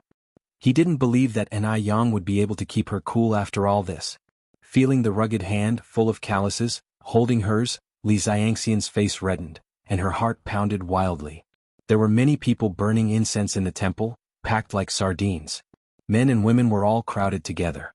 One careless step could knock people over. Mo Qixin stood by Ni Yang's side to prevent her from getting tripped or taken advantage of. The two squeezed into the temple, donated incense money, and seriously bowed and burnt incense. Seeing Ni Yang so focused, Mo Qixin also began to take it seriously. When they were descending the mountain, the crowd had thinned. But the sun had come out, melting the snow on the mountain, making the path slippery and hard to walk. Ni Yang's shoes weren't slip-resistant. She almost slipped, but Mo Qixin caught her arm in time. Yang, be careful. Thank you, brother Mo. Ni Yang gripped his arm and cautiously stepped forward. Mo Qixin, who had long strides due to his height, walked steadily. No need to be afraid, I won't let you fall. Interestingly, on the way down the mountain, they again bumped into Mo Baichuan and Li Xianxian. As the four of them passed each other, Mo Baichuan, clutching Li Xianxian's hand, initiated the greeting, Uncle Six. Mo Qixin nodded in acknowledgement. Mo Baichuan thought that seeing him and Li Xianxian being so affectionate would stir Ni Yang's emotions. But to his surprise, Ni Yang didn't react at all. Instead she greeted Li Xianxian with a bright smile. Mo Baichuan was irritated but maintained his poise. He put his arm around Li Xianxian's shoulder and walked ahead briskly, leaving Ni Yang and Mo Qixin behind. Why should he always watch Ni Yang and Mo Qixin's backs? It was time Ni Yang tasted this herself. Watching the handsome profile of the man walking beside her, Li Xianxian's face flushed with shyness. Ni Yang and Mo Qixin continued to stroll at a slow pace. Ni Yang deliberately slowed down because she really didn't want to confront Li Xianxian and Mo Baichuan, two annoying people, on this auspicious day of the year. For his part, Mo Qixin wished Ni Yang would walk even slower, as he genuinely enjoyed her company. The two walked leisurely, not speaking much, but with his heart filled with warmth and sweetness. Mo Qixin felt blissful as if he had tasted honey. At noon, Mo Qixin stayed for a meal at the Ni residence. At the dining table, Ni Tsuehua enthusiastically served Mo Qixin while piling up dishes on his plate. Xiaoma, we don't have much to offer you. Please feel free to eat anything you want. As a result, Mo Qixin, who usually had the appetite of one bowl of rice, ended up eating 3 whole bowls due to Ni Quihua's warm hospitality. Afterwards, Ni Yang passed a cup of tea to Mo Qixin. As soon as Mo Qixin opened the lid, he could smell the sour and sweet aroma. It was hawthorn tea. The hawthorn had the effect of aiding digestion. Oh my, his wife was so thoughtful. Mo Qixin sipped his tea calmly, feeling extremely gratified. After drinking a few sips of the tea, Mo Qixin rolled up his sleeves and went to the kitchen to help Ni Yang. Chapter 280, Strolling Together in the Temple Fair, elderly Zheng begins the investigation as Ni Yang turned her eyes to Mo Qixin. Brother Mo, please go out. The kitchen is not a place for men like you. Mo Qixin chuckled. A real man should be able to entertain in the living room and cook in the kitchen. Ni Yang chuckled lightly. Then I will wash the dishes and you can dry them. Mo Qixin took the dish from Ni Yang. Or I should wash the dishes and you can dry them. He thought, how could he let his wife do the dirty and exhausting work of washing dishes? In her previous life, Ni Yang had never dated a man, so she didn't know what her feelings towards Mo Qixin were. But she knew if it were any other man, she'd refuse without hesitation, and she certainly wouldn't let him get this close. Could it be love? Ni Yang suddenly wondered in her heart. She glanced at Mo Qixin, seeing him concentrating on washing the dishes. The dim light in the room cast a halo on him, making him look noble and mysterious. Even washing dishes didn't affect his aura. Ni Yang felt her ears turn slightly red. She suppressed those strange thoughts in her heart and continued drying the dishes. As it was approaching evening, Mo Qixin suggested saying goodbye. He had been at the Ni family's home all day long. If he stayed longer, the elders would think he was too thoughtless. Ni Yang held little Ni Yun and walked him to the door. Yun, say goodbye to brother Mo. Little Ni Yun obediently waved at Mo Qixin. On the second day of the Chinese New Year, Ni Yang took Ni Tsuehua to the city, planning to buy some houses in the city center. The mother-daughter duo looked neat and pretty, and were warmly welcomed as soon as they arrived at the sales office. Ni Yang chose a high-end community. The price of each square meter was 122 yuan. The saleswoman introduced from behind, "The light in this house is excellent, it's north-south oriented, warm in winter and cool in summer. You can feel it now, the temperature inside is at least 10 degrees higher than outside." Ni Yang was looking at a house on the first floor. When opening the balcony door, she could see that a small garden of about 10 square meters was included outside the balcony. Seeing the small garden, Ni Hua's eyes lit up and she said with a smile, "This small garden is nice. You can even grow vegetables here." Grow vegetables? The saleswoman, who had been hoping to sell a house, was discouraged. Who among those rich enough to buy a house would want to grow vegetables?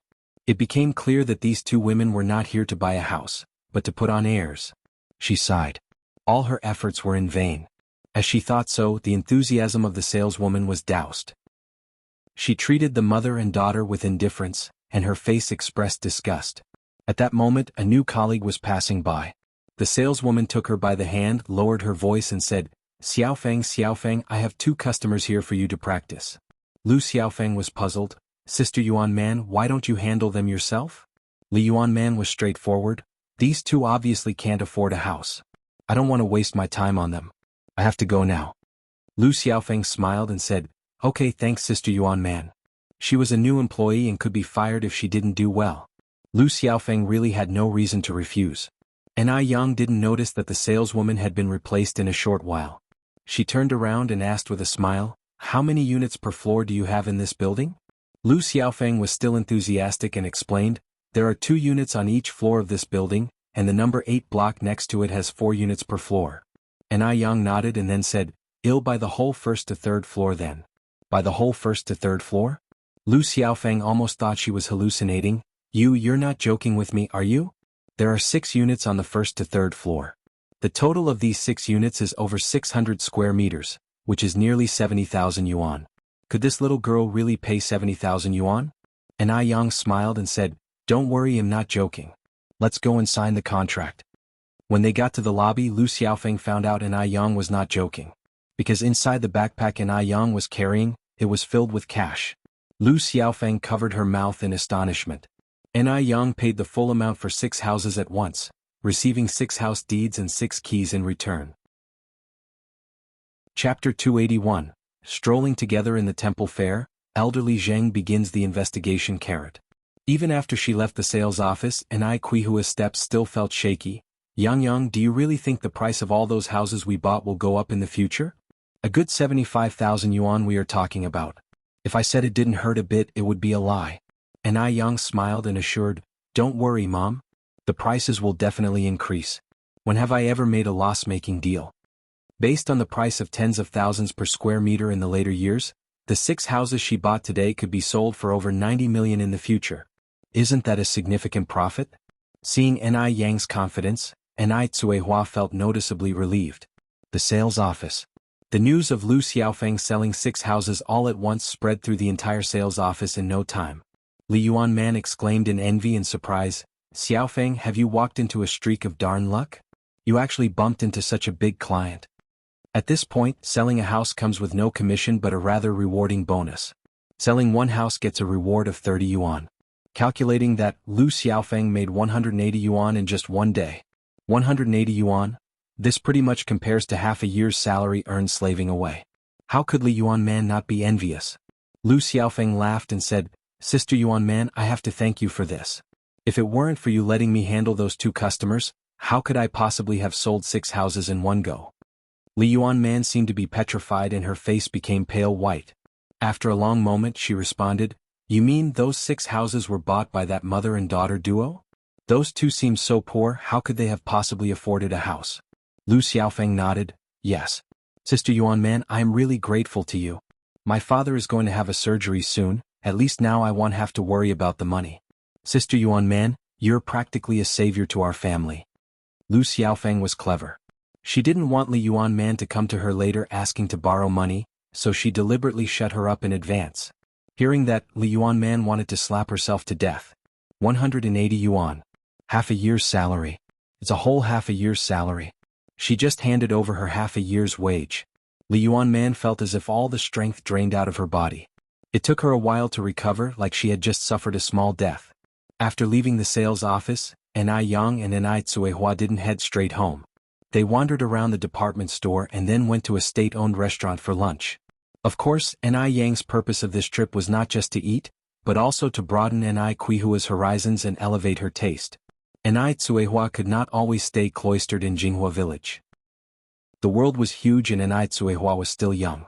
Enai Yang wished that she could find her own happiness. The state-owned restaurant was beautifully decorated, shiny and luxurious, leaving Enai Tsuehua in awe. 3 people, 2 adults and a kid. Enai Yang ordered 5 dishes in total. There were sea cucumbers, abalones and a pot of bird's nest soup.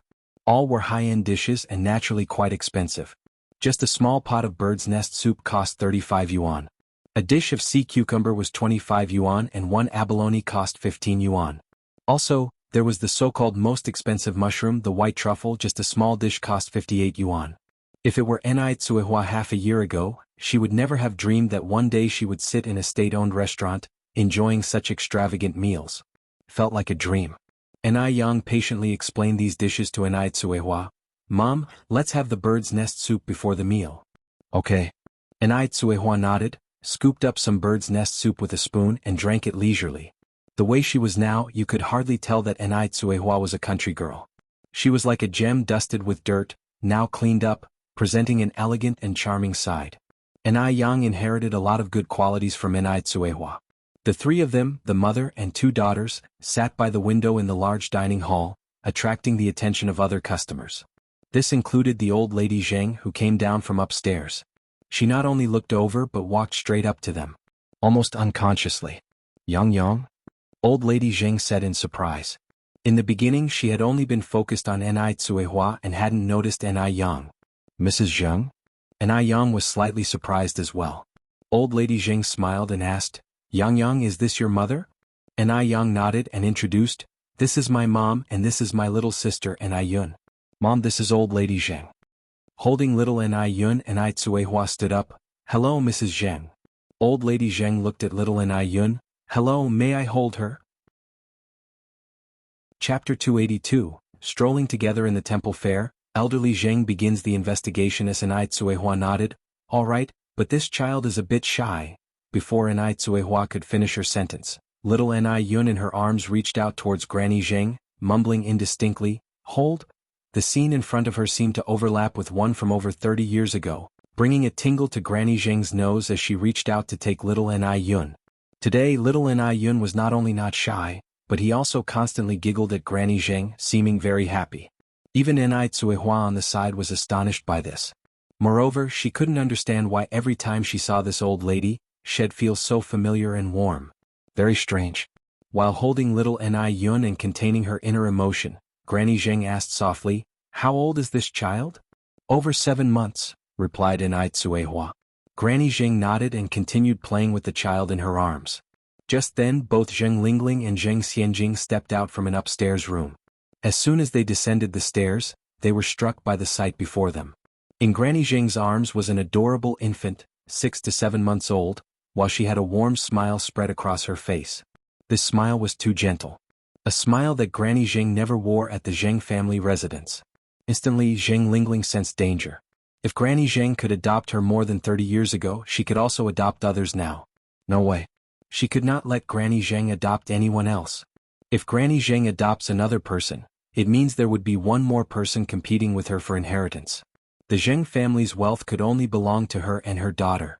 She absolutely wouldn't let anyone snatch away what belonged to her.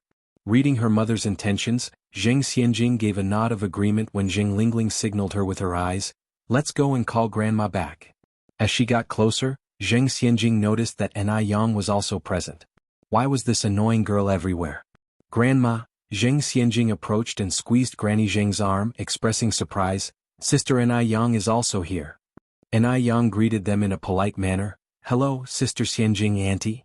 Being an opportunist, Zheng Lingling wore a warm smile and said, hello, you must be Enai Yang, right? My mother always praises you. I'm glad to finally see you in person. Upon finishing, she turned to Granny Zheng, Mom, it's getting late, shall we go home? Granny Zheng held little Enai Yun and looked at Zheng Lingling. Lingling, don't you think this child is very cute? Actually, there was another sentence that Granny Zheng didn't say out loud.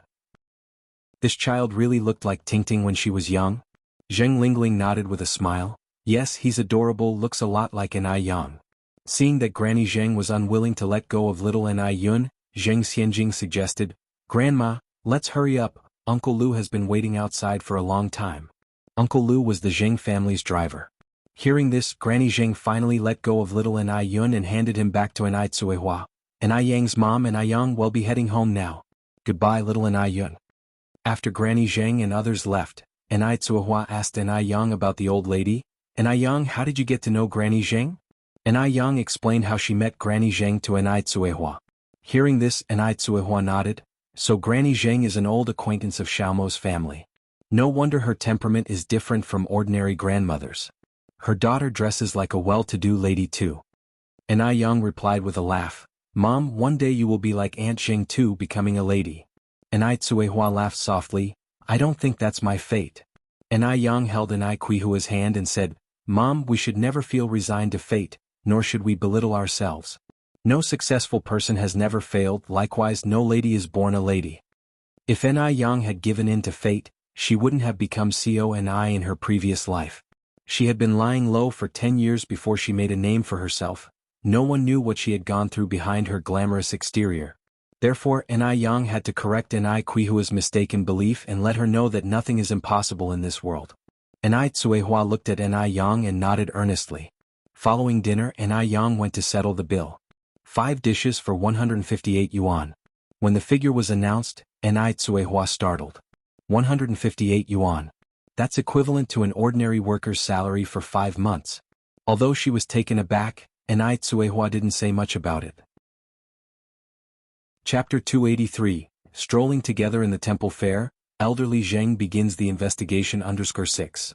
After returning home, Mrs. Zheng took out a photo that she had treasured for over 30 years from the Bible. The child in the photo wore a small belly band, with a golden bracelet on his hand, looking adorably naive. It really does look like her. Mrs. Zheng's face was instantly flushed with tears. After a while she called butler Lu Zhaokang. Lu Zhaokang was an old retainer of the Zheng family. He joined the family when he was 16 and now he was 56. His only son also worked as a driver for the Zheng family, so Mrs. Zheng trusted him. Butler Lu, I need you to do something for me. Lu Zhaokang answered respectfully, Whatever you say, madam. Mrs. Zheng said, I need you to look into someone. She gave Lu Zhaokang detailed instructions and finally emphasized, Get it done discreetly. It should only be known to you and me, so don't alert anyone. Lu Zhaokang nodded, Madam, rest assured that I will handle the matter carefully. I guarantee that it will be done thoroughly and properly. I also wish you an early reunion with your daughter. Mrs. Zheng couldn't help crying again at his words and waved him off weakly. Go ahead. Lu Zhaokang turned and left Mrs. Zheng's bedroom. On the 3rd day of the new year, Lin Pingping and Wang Maifeng's family, carrying large and small bags, came to the N.I. family to wish them a happy new year. The 3rd day of the new year was a very significant day, usually reserved for visiting the most important relatives. But to Lin Pingping and Wang Maifeng's family, N.I. Yang was like their lifesaver. There were no relatives more important than her. That's why they chose this day to visit N.I. Yang's family to express their respect for her. Sister N.I. Yang, Auntie Hua, Auntie and I, Happy New Year. Yang Guobao ran in cheerfully. Oh, and little Yunyan, Happy New Year to you too. Little N.I. Yun opened her arms, wanting Yang Guobao to hold her. N.I. Yang, N.I. Tsuehua and N.I. Qingguei came out to greet them. Sister Tsuehua, Sister Qingguei. Lin Pingping embraced N.I. Tsuehua and N.I. Qingguei excitedly. After exchanging New Year greetings, they all entered the house. Yang Guobao played with little N.I. Yun. N.I. Yang went to cook while Lin Pingping, N.I. Qingguei and Wang Meifeng helped her. N.I. Tsuehua and Zhou Suhua were left in the living room for a chat. Although Zhou Suhua used to be a leader and used to put on airs when dealing with others, she was down-to-earth and friendly when interacting with N.I. Tsuehua. They had many common topics and there were no obstacles in their conversation. With the help of Lin Pingping, Wang Meifeng, and N.I. Qingguei, N.I. Yang cooked a large table full of dishes. They all had a great time and stayed until evening before going home. On the 6th day of the new year, N.I. Yang visited Tai Dan and Guochang's home in the village. N.I. Yang went to invite their mothers to help in the milk tea shop and the noodle restaurant.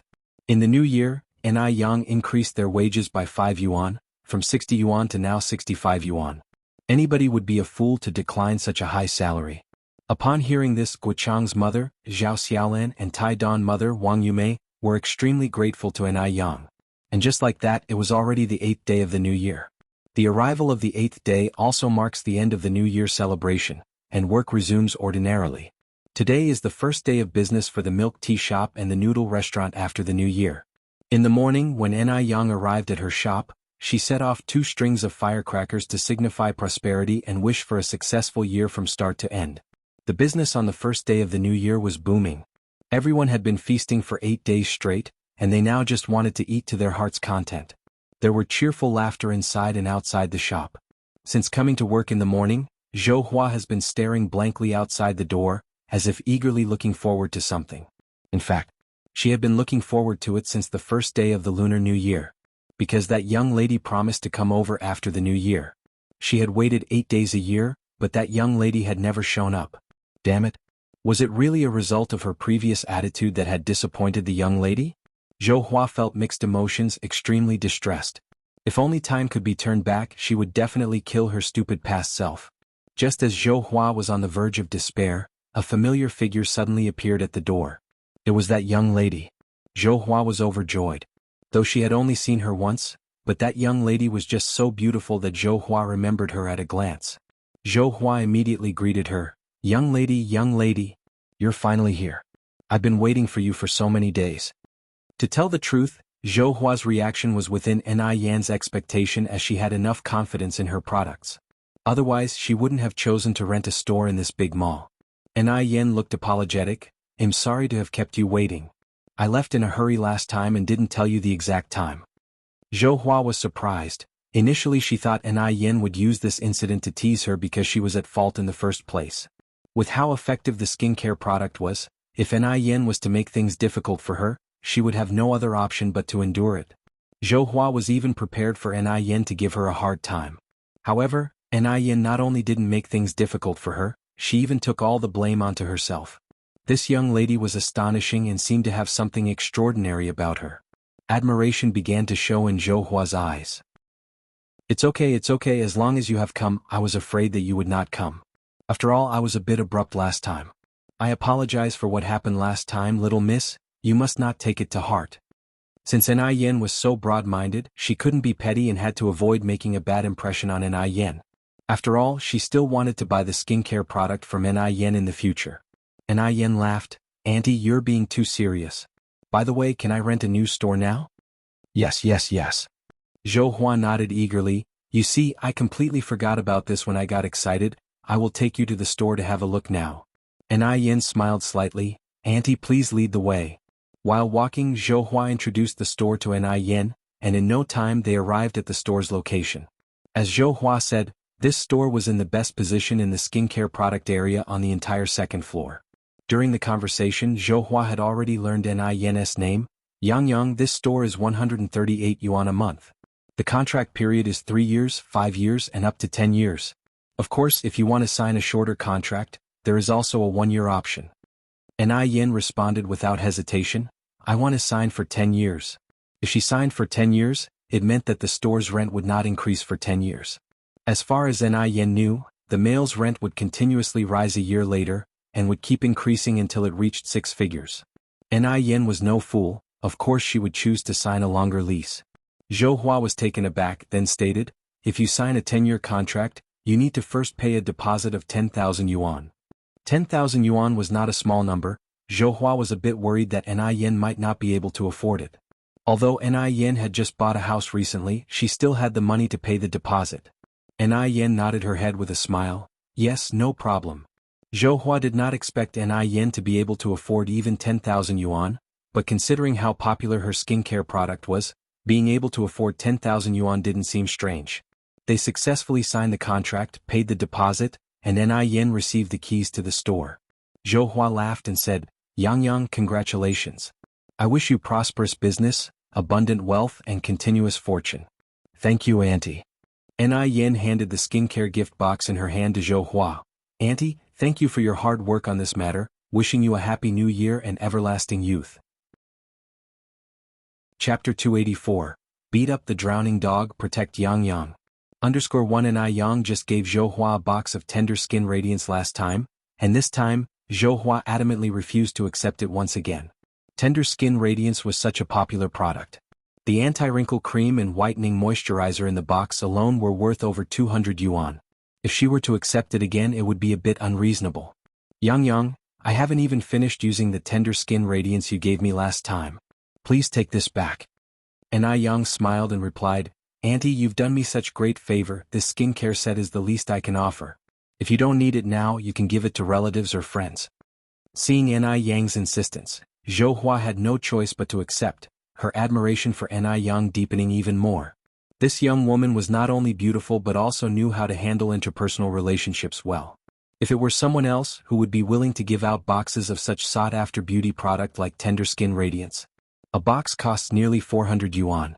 Zhou Hua then asked, Oh Yang, when are you planning to open your store?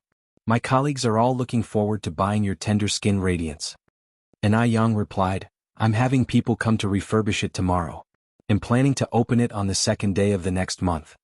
The second day of the second month is considered as the dragon raising its head according to Chinese mythology. The Chinese place great importance on this day. Choosing to open a business on this day was also to obtain a good omen. Zhou Hua nodded in approval. The second day of the second month, when the dragon lifts its head, the barns will be full, a good day indeed. Yang, your business will surely prosper after it opens. And I Yang smiled subtly, Thank you for your kind words, Auntie. As she had to deal with the matters of the noodle restaurant and the milk tea shop in the afternoon, and I Yang didn't stay long. After saying goodbye, she left.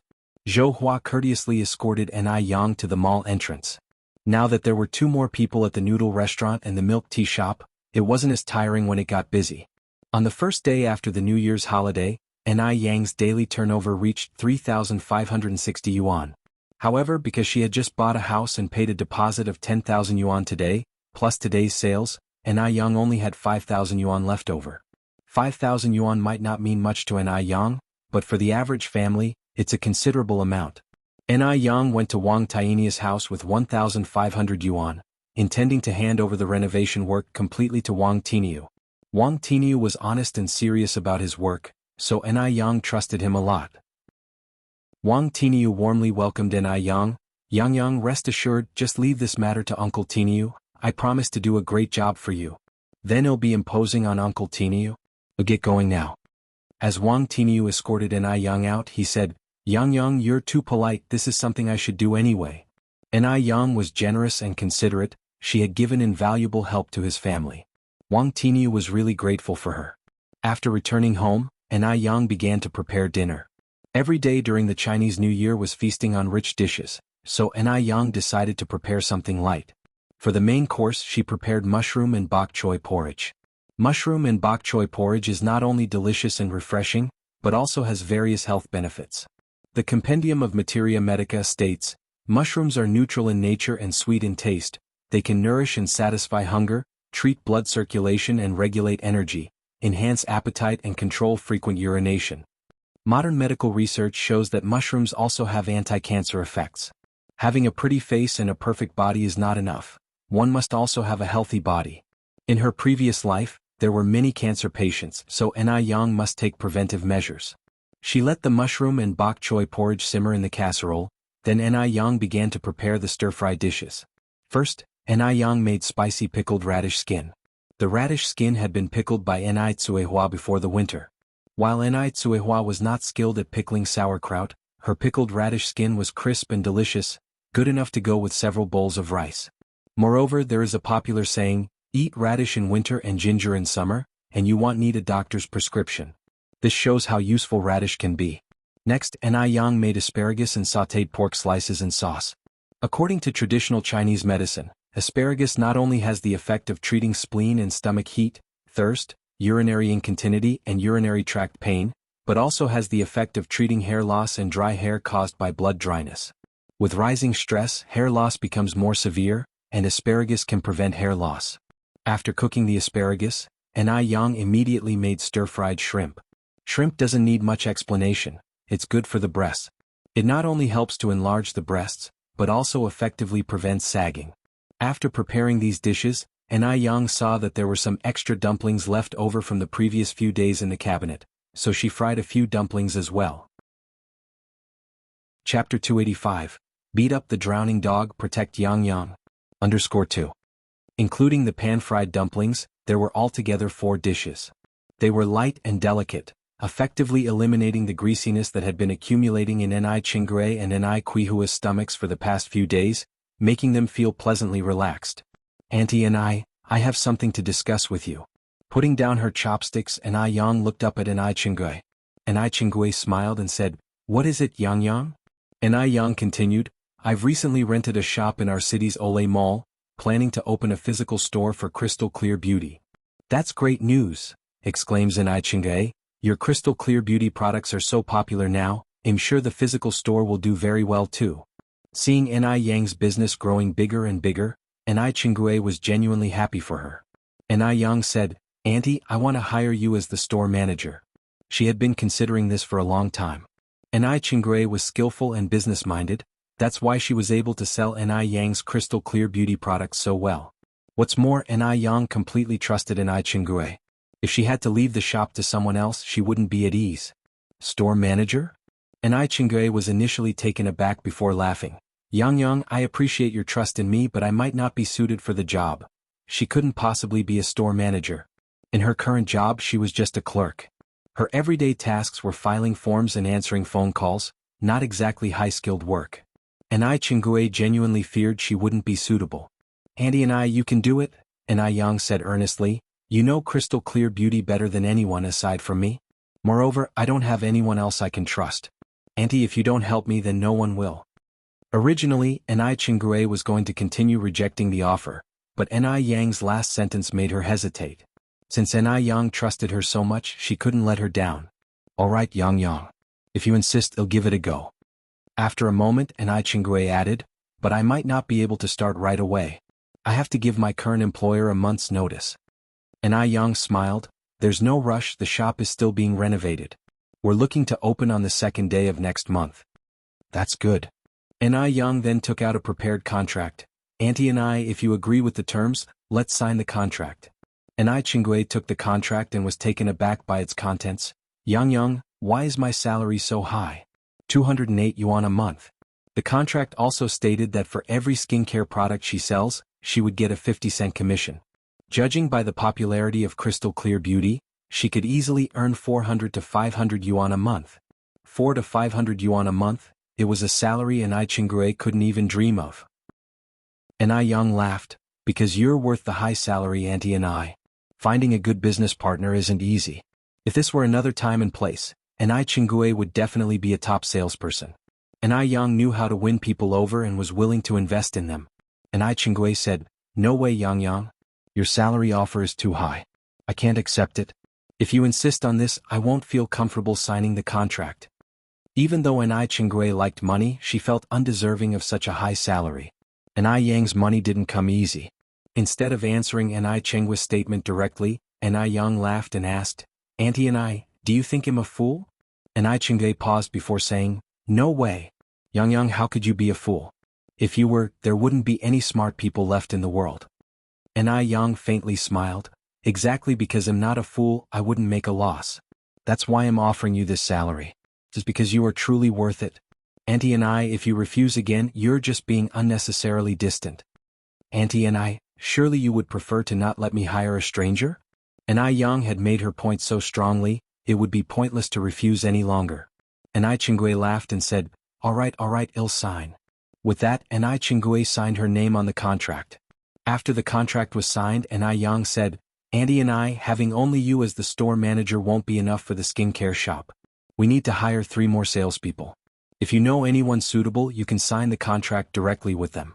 The salary will be 60 yuan a month." Chapter 286. Beat up the drowning dog, protect Yang Yang. _3. Ni Chingui nodded. "Sure, Aunt can be responsible for it. Considering the high salary Ni Yang paid her monthly, she ought to take responsibility." On the 9th day of the year, Ni Yang's skincare shop began its formal renovations. A 60-square-meter shop, with a renovation period of 21 days. Since a physical store was being opened, the production of whitening, moisturizing creams and wrinkle creams would naturally have to increase. Therefore, Ni Yang planned on adding 100 more boxes to the initially planned 30. This means that whitening moisturizing creams and anti-wrinkle creams will each be limited to 130 boxes per month, totaling 260 boxes when combined. Whereas facial cleansers, aloe vera gel and acne and spot removing creams are supplied without any limit. Before the physical store was opened, facial cleansers and aloe vera gel were consistently selling out. With a physical store now, these skincare products will surely sell even better, so Ni Yang must prepare in advance to avoid running out of stock.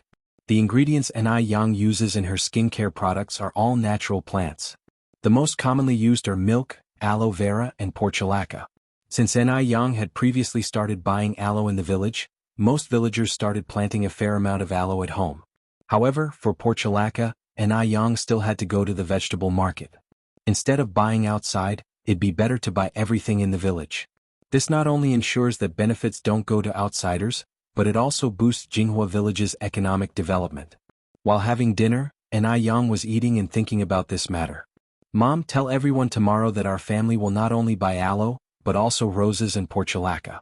Fresh roses are 60 cents per jean and portulaca is 30 cents per jean.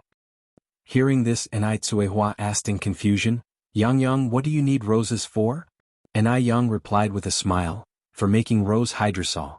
Our ice muscle jade skin physical store is about to open soon, and I want to develop a new product. Aside from making rose hydrosol, Ni Yang also wanted to make a high-end perfume with roses. But this plan had to be postponed because if roses were planted now, it would not bloom until May. Ni Tsuehua nodded, alright, I will tell everyone tomorrow. The next day, when Ni Tsuehua informed everyone about Ni Yang's plan to buy portulaca and roses, everyone was thrilled. Firstly because portulaca and roses were easier to care for than rice plants, and many complicated procedures like plowing, planting seedlings, harvesting rice, drying rice, etc. were eliminated. Secondly, the price was higher. At this time, 100 jean of rice was only sold for 6 yuan at the grain station. No wonder the life of farmers was so tough. 100 jean of rice was sold for 6 yuan, but 100 jean of roses could be sold for 60 yuan. This increased the profits by tenfold. In addition, portulaca is a weed, so not only can roses be planted on a piece of land, the ground underneath the roses can also be planted with portulaca. Killing 2 birds with 1 stone. This way, 1 mu of land could earn at least 2 to 300 yuan. Previously, each mu of land could only make 20 to 30 yuan. This way, everyone's annual income could be at least 2 to 3,000 yuan. In the past, this was unimaginable. After all, in the past, everyone's annual income was only 1 to 200 yuan. Those who could actually spend wisely would have dozens of yuan saved as a best-case scenario. After Ni Tsuehua left, everyone exclaimed that Ni Tsuehua must have accumulated good karma in her past life to have such an excellent daughter as Ni Yang in this life.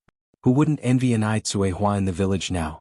In fact, not only villagers envied Ni Tsuehua, people from other villages also envied the people of Jinghua village. Who wouldn't want such a lucky star that could boost the entire village economy? The second day Ni Qinggui went to work, he handed in his resignation to his manager. At this time, being a clerk at the tram company was equivalent to being a public servant in the future, indeed a stable job. There was even a retired pension. Therefore, his colleagues could not understand why Ni Qinggui wanted to resign. Jialan, a colleague who got along well with Ni Qinggui, said, Qinggui, if you regret it now, it's not too late. How could you give up such a stable job so easily? Ni Qinggui laughed, Xiaolan, I don't regret it. Jialan sighed. Ni Qinggui continued, Xiaolan, why don't you quit too? Then come to work with me, the salary is double what you're making here.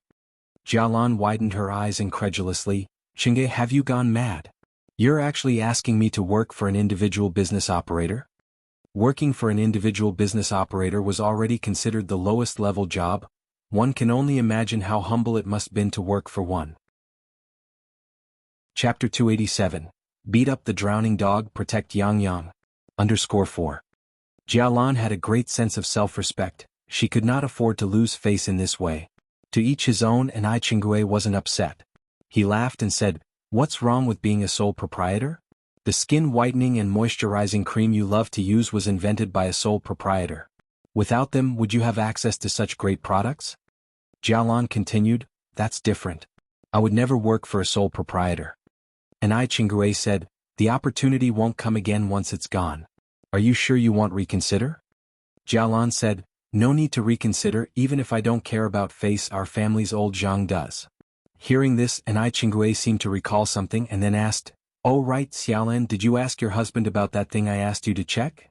Jialan replied, "I did. Old Zhang said he'll check with his supervisor after school starts.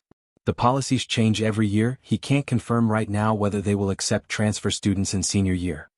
Jialan was a responsible person.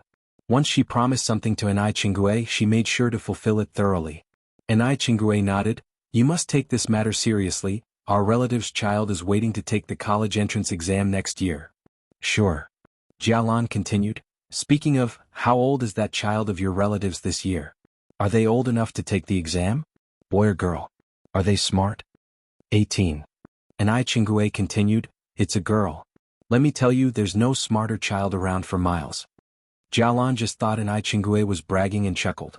"Rest assured, I've got this covered." Anai Yang didn't go to the noodle restaurant or the milk tea shop today. Instead, she stayed home studying eye cream formulas. The rose extract couldn't be made in a short time, so she had to create a new product to prepare for the grand opening. She planned to offer some promotional giveaways on the opening day. This way she could win people's hearts and gain customers. Why not? It took Anai Yang 3 whole days at home to invent an eye cream intended to lighten dark circles. After she developed the product, as always, she first gave it to the people close to her to try before officially selling it. Time flew by and half a month had passed. The opening day of the skincare shop was approaching. On February 2nd, the day of the dragon's head, erected. On the day when her skincare shop, Flawless Fair Skin, opened, Anai Yang did not show up as the boss. She left everything to Anai Qinggui. Knowing that Flawless Fair Skin was opening on February 2nd, Zhou Hua came early in the morning. She didn't come empty-handed, she brought a gift. Anai Yang had been so kind to her, she couldn't afford to be stingy in return. "Is Yang Yang here?" The 3 young girls in the store looked at each other, all puzzled. They had never met Anai Yang, so they naturally didn't know who Yang Yang was. Just then, Anai Qinggui came out from inside. "Hello, are you the Miss Zhou that Yang Yang has mentioned?" Anai Yang had told Anai Qinggui about Zhou Hua being smart. Anai Qinggui knew that Zhou Hua had a unique position and could help Anai Yang in the future. She was not to be offended. Zhou Hua nodded, "Yes, I am." "And you are?" Anai Qinggui said with a smile, "I am the store manager here and also Yang Yang's aunt. Yang Yang told me all about you this morning, how you've helped her out a lot. She said I have to thank you properly when I see you." Zhou Hua shyly replied, Yang Yang is too polite. I didn't help her much at all. On the contrary, she helped me a lot. You have no idea how bad my skin used to be. Ever since I started using Yang Yang skincare products, it's like I'm back to being 18. With that, Zhou Hua handed the gift box in her hands to Anai Qinggui. "This is a business opening gift for Yang Yang, I hope you'll accept it." "Miss Zhou, you're too kind. I will accept this on behalf of Yang Yang, thank you." As it was a business opening gift, she had no reason to refuse. Zhou Hua's intention was to deliver the gift. Now that her mission was accomplished, she excused herself, intending to go back to work. She said goodbye to Anai Qinggui and started to leave. Anai Qinggui caught up with Zhou Hua and handed her a beautiful glass jar. "Miss Zhou, this is the eye cream that Yang Yang newly developed. Please take it and give it a try." What Anai Qinggui gave her was not a trial size but the fully packaged regular size. Chapter 288. Beat up the drowning dog, protect Yang Yang.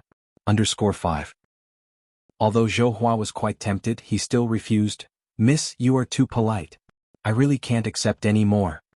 Anai Qinggui said with a smile, "Just accept it. This is a new product, limited in availability. In the future we will have many things that need your help." Hearing this, Zhou Hua had no choice but to reluctantly accept it. At 10 in the morning, the mall officially opened for business, and so did Ice Skin Jade Skin. Thanks to the previous promotional efforts by Lin Pingping and Wang Meifeng, and the excellent reputation of Ice Skin Jade Skin, half of the wrinkle cream and whitening moisturizer were sold on the opening day. The day's turnover reached almost 20,000 yuan. The turnover from just the whitening moisturizer and the wrinkle cream was more than 14,000 yuan. The rest came from the sales of facial cleanser and other skincare products.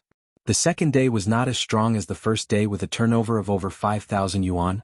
The third day was over 8,000 yuan. As more and more people found out about the physical store of Ice Skin Jade Skin, within a week the 260 boxes of whitening moisturizer and wrinkle cream were sold out. The business at the physical store was getting better and better. However, Ni Yang did not increase the production of wrinkle cream and whitening cream. After all, things are precious when scarce. Although the whitening cream and wrinkle cream were sold out, other products like facial cleanser and aloe vera gel sold well, maintaining a daily turnover of around 3,000 yuan. As a large amount of skincare products were needed every day, and Ni Tsuehua alone couldn't handle it, so Ni Yang hired 2 young women from Jinghua village to help, paying them 2.5 yuan per day. In mid-February, Ni Yang completed the house design drawings and started to hire people to build the house. Ni Yang took the drawings to Wang Tiniu. Although Wang Tiniu didn't know many characters, he was an excellent bricklayer. He understood the design drawings at a glance and exclaimed, Yang, not only is your design beautiful, it's also very scientific. The house you're going to build will definitely be beautiful. Wang Tiniu had built many houses, but this was the first time he knew that a house could be built so beautifully. He didn't expect that Ni Yang, an 18-year-old girl, had broader experience and knowledge than an adult like him. It's truly remarkable. Wang Tiniu silently admired and also decided in his heart that he would build such a house when he had the money in the future. Thanks, Uncle Tiniu, said Ni Yang. By the way, how much does it cost to build a house like this? How long should the construction period last? Wang Tiniu did a rough calculation and replied, Yang, prepare around 20,000 yuan. The structure of your house is a bit complex, it will probably take about 4 to 5 months to complete. Ni Yang nodded, okay, no problem. Then Uncle Tiniu, let's start work tomorrow. All right. Early the next morning, Wang Tiniu brought his workers. To invite good fortune, Ni Yang set off a long string of firecrackers. After setting off the firecrackers, Ni Yang gave each worker a pack of Dakiaman cigarettes. Although other workers would also distribute cigarettes, they would hand them out one by one. It was unusual for someone like Ni Yang to distribute them by the pack. Everyone exclaimed that Ni Yang was indeed very generous. At noon, Ni Yang prepared a big table full of dishes including fish, meat and chicken. It was even more sumptuous than the New Year's meal. These workers are labor-intensive, and if they don't eat well, they simply have no energy to work. Ni Yang has never been the stingy type. People are reciprocal. If you treat me well, I will reciprocate. Not only does Ni Yang offer high wages, she also provides a wonderful meal. Naturally, they wouldn't dare disappoint Ni Yang in their work. They would work hard and conscientiously as if they were doing the work of 3 people. Looking at Ni Yang opening a noodle restaurant and a milk tea shop, Sun Chuanxiang was burning with envy. If robbery wasn't illegal, she would love to just take all of Ni Yang's money. But now, she has a way to get the secret formula. Sun Chuanxiang carefully observed that at around 2 p.m. every day Wang Jinfeng would come to the dump to dump rubbish once. Wang Jinfeng is stingy and greedy, so Sun Chuanxiang targeted her. At 1:50 p.m. Sun Chuanxiang came to the dump. By 1:58 p.m. Wang Jinfeng arrived carrying 2 large bags of garbage. Sun Chuanxiang immediately stepped forward, enthusiastically took the garbage bags from Wang Jinfeng's hand. Big sister, you're here to dump the garbage again. Chapter 289, Beat Up the Drowning Dog, Protect Yang. _6. Wang Jinfeng looked at Sun Chuanxiang apprehensively. Who are you? Sun Chuanxiang smiled and said, my last name is Sun, my family's shop is right on the snack street next door.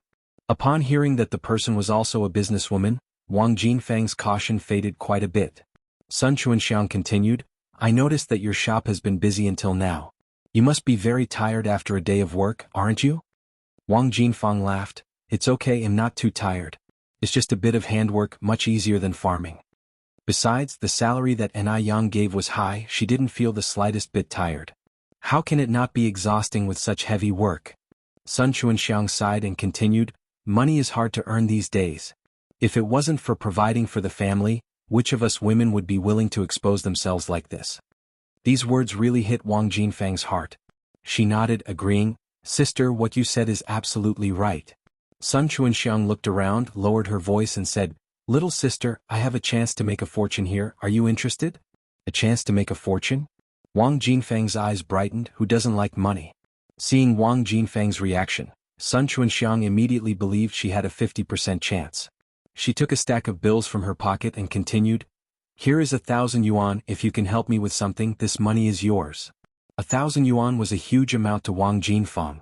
After all, she only earned 65 yuan a month now.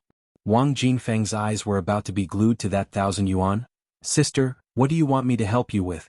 As long as I can do it, I promise you. Sun Chuanxiang organized the money in her hand. Little sister, in fact, it's not difficult for you. Can you tell me the recipe for the sour fish? As long as you give me the recipe, this 1,000 yuan is yours. Wang Jinfang got the hint, so this Sun Chuanxiang was after the recipe. Wang Jinfang felt helpless. I'm just a worker, how would I know the recipe? Sun Chuanxiang continued, little sister, I believe that if you want to know, you will find a way. Wang Jinfang was helping Ni Yang's noodle restaurant. If she wanted to know the recipe, she just needed to pay a little attention, it wouldn't be hard at all. After a pause, Sun Chuanxiang said, little sister, if you think the money is too little, I can add another 500. 1,500 yuan was all of Sun Chuanxiang's savings. She was reluctant to part with it. But thinking about it from another angle, if she knew Ni Yang's recipe, not to mention 1,005, even 15,000 or 150,000 wouldn't be a problem. As the old saying goes, no pain no gain. Wang Jinfang was greedy to begin with, this was sure to work. Wang Jinfang frowned slightly, are you saying you want me to betray Yang Yang? Sun Chuanxiang laughed, how can this be considered betrayal? This is having everyone make money together. I sell noodles on the street over there, you sell here, it won't affect Ni Yang's business. Besides, my business can't compete with Ni Yang's. Furthermore, if you don't say anything and I don't say anything, who would know that you gave me the recipe? Little sister, you must think about it carefully, a total of 1,500 yuan. Once this village is passed, there will be no such shop. Seeing Wang Jinfang's indecisive look, Sun Chuanxiang changed her tone and continued, little sister, you surely know how much Ni Yang's noodle restaurant earns. Think about it, how much does she give you a month? This young girl Ni Yang has absolutely no conscience. Could she earn that much money in a day without you? In my opinion, she should at the very least give you a monthly salary of 1,500 yuan. Since she is so heartless, you don't have to be generous to her. Sun Chuanxiang may lack many skills, but she's absolutely proficient at distorting facts and sowing discord. Seeing that Wang Jinfang's complexion sinking more and more, the smile on Sun Chuanxiang's face deepened. It was about time that contemptible girl Ni Yang got her comeuppance. Wang Jinfang pushed Sun Chuanxiang away and cursed, go away you nasty piece of shit. Shameless. With such poor skills as yours, you're trying to sow discord in front of me? Don't think that I don't know what you're up to. You're just jealous of Yang Yang. You want to steal Yang Yang's business. 1,500 yuan? Even if you give me 15,000 yuan, I wouldn't do such a filthy act as betraying someone. Chapter 290, Beat Up the Drowning Dog, Protect Yang Yang. _7 Sun Chuanxiang didn't see it coming and was pushed straight to the ground by Wang Jinfang, her joints aching from the fall. And that wasn't all. Before leaving, Wang Jinfang spat on Sun Chuanxiang and sneered, "Pah, cheap tramp." Although Wang Jinfang loved money, enjoyed taking advantages, playing little tricks, and behaved shrewdly and aggressively, it could never be possible for her to betray Ni Yang. Ni Yang was their village's lucky star. She may betray anyone but not Ni Yang. Not only would she not betray Ni Yang, but she would also keep an eye on the business for her, guarding against anyone who might betray Ni Yang out of greed or temptation. If anyone dared to sell their conscience and do something treacherous to Ni Yang, she would tear them apart herself. Sun Chuanxiang hadn't anticipated such a reaction from Wang Jinfang. Not only did she fail to get the lamb she wanted, but she also wound up in deep trouble. Had she not offered enough money? It was a full 1,500 yuan. For perspective, that was 50 times the monthly wage of an average worker and enough to pay for 4 years' wages. What exactly had Ni Yang done to make Wang Jinfang so loyal to her? Infuriated, Sun Chuanxiang was almost bursting. Undoing the buttons of her coat, she took it off, soaked with spit, and walked away cursing obscenities. Initially, Wang Jinfang didn't take it seriously, let her curse, it wasn't skin off her nose. But when Ni Yang's name was mentioned, she lost her cool. It was one thing to curse her, but to disrespect Ni Yang? She wouldn't stand for it. Wang Jinfang quickly turned around and charged at Sun Chuanxiang, grabbing her hair. Who the hell told you to insult Ni Yang? You cheap slut. Trash. Your whole family is trash. Wang Jinfang was known for her many fights with the women in the village. Avoiding any visible areas like her face or head and aiming for the private parts, she hurt Sun Chuanxiang, who was screaming out in pain without leaving any trace of injury. It was afternoon, everyone was either resting or working and the dumping ground was remote. No one came to Sun's aid despite her desperate screams. Stop, stop. I'll never do it again. In desperation, Sun Chuanxiang pled for mercy. Only then did Wang Jinfang stop, feeling satisfied. If I hear you bad-mouthing N.I. Yang again, it'll tear your filthy mouth, she warned. I won't anymore. Sun Chuanxiang whimpered like a drenched dog. Wang Jinfang dusted her hands off and walked away.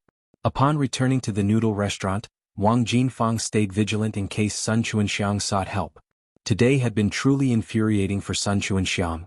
Not only did she fail to achieve her goal, but she was also beaten. She couldn't bear the embarrassment if this got out. In the mall. Although the shop by Skin Jade Face wasn't always busy, they rarely failed to make a sale when a customer came in. And each transaction was above 120 yuan. As skincare products often sold as sets. N.I. Chingue was applying lipstick when a familiar voice filled the air. Chingue. Looking up, she saw her old colleague Jialan. Xiaolan, exclaimed N.I. Chingue, aren't you supposed to be at work today? Jialan chuckled. I swapped shifts with someone to come to see how you're doing here. How's your job? Not bad. N.I. Chingue nodded. Actually, you could tell that N.I. Chingue was far better off working here than at the tram company.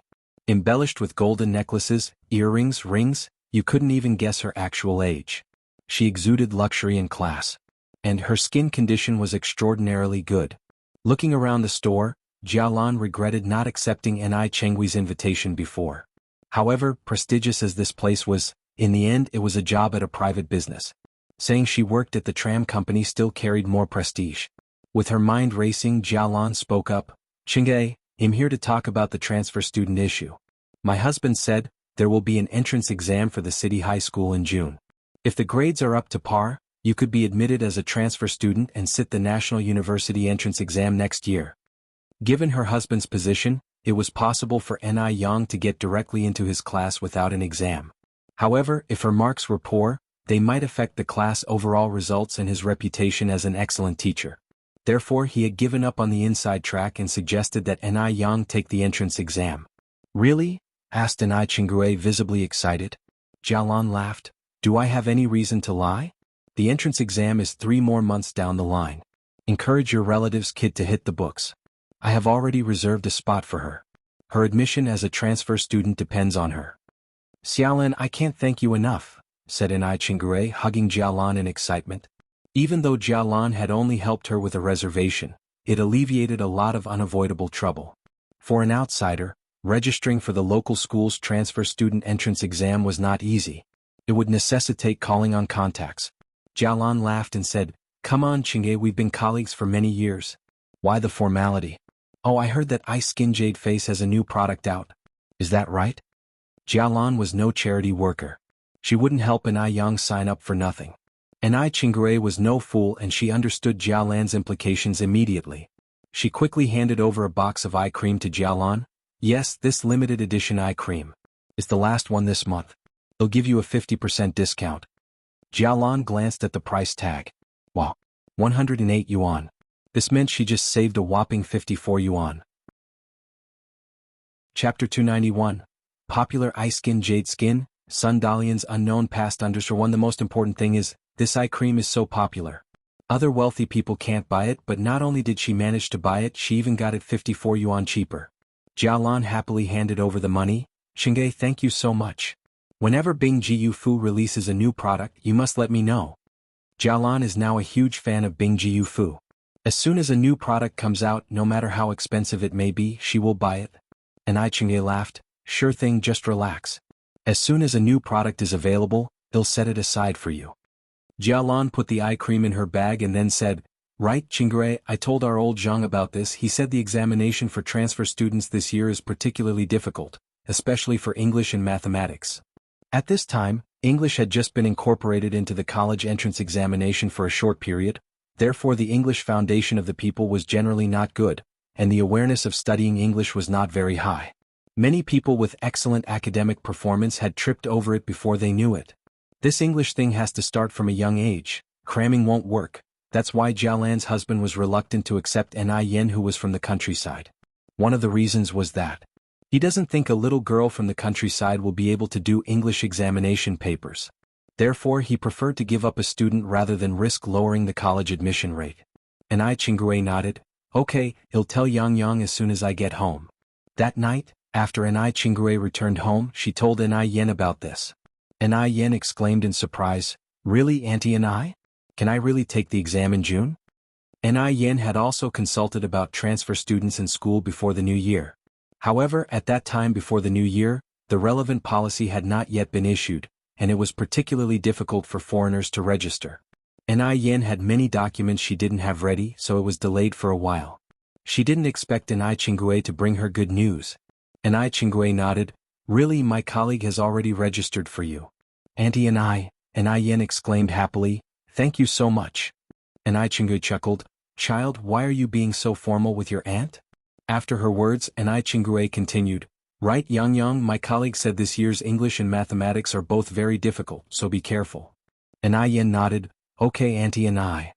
With Ai Yen's background from her previous life, English and mathematics weren't a big deal for her, but she did need to review some knowledge points.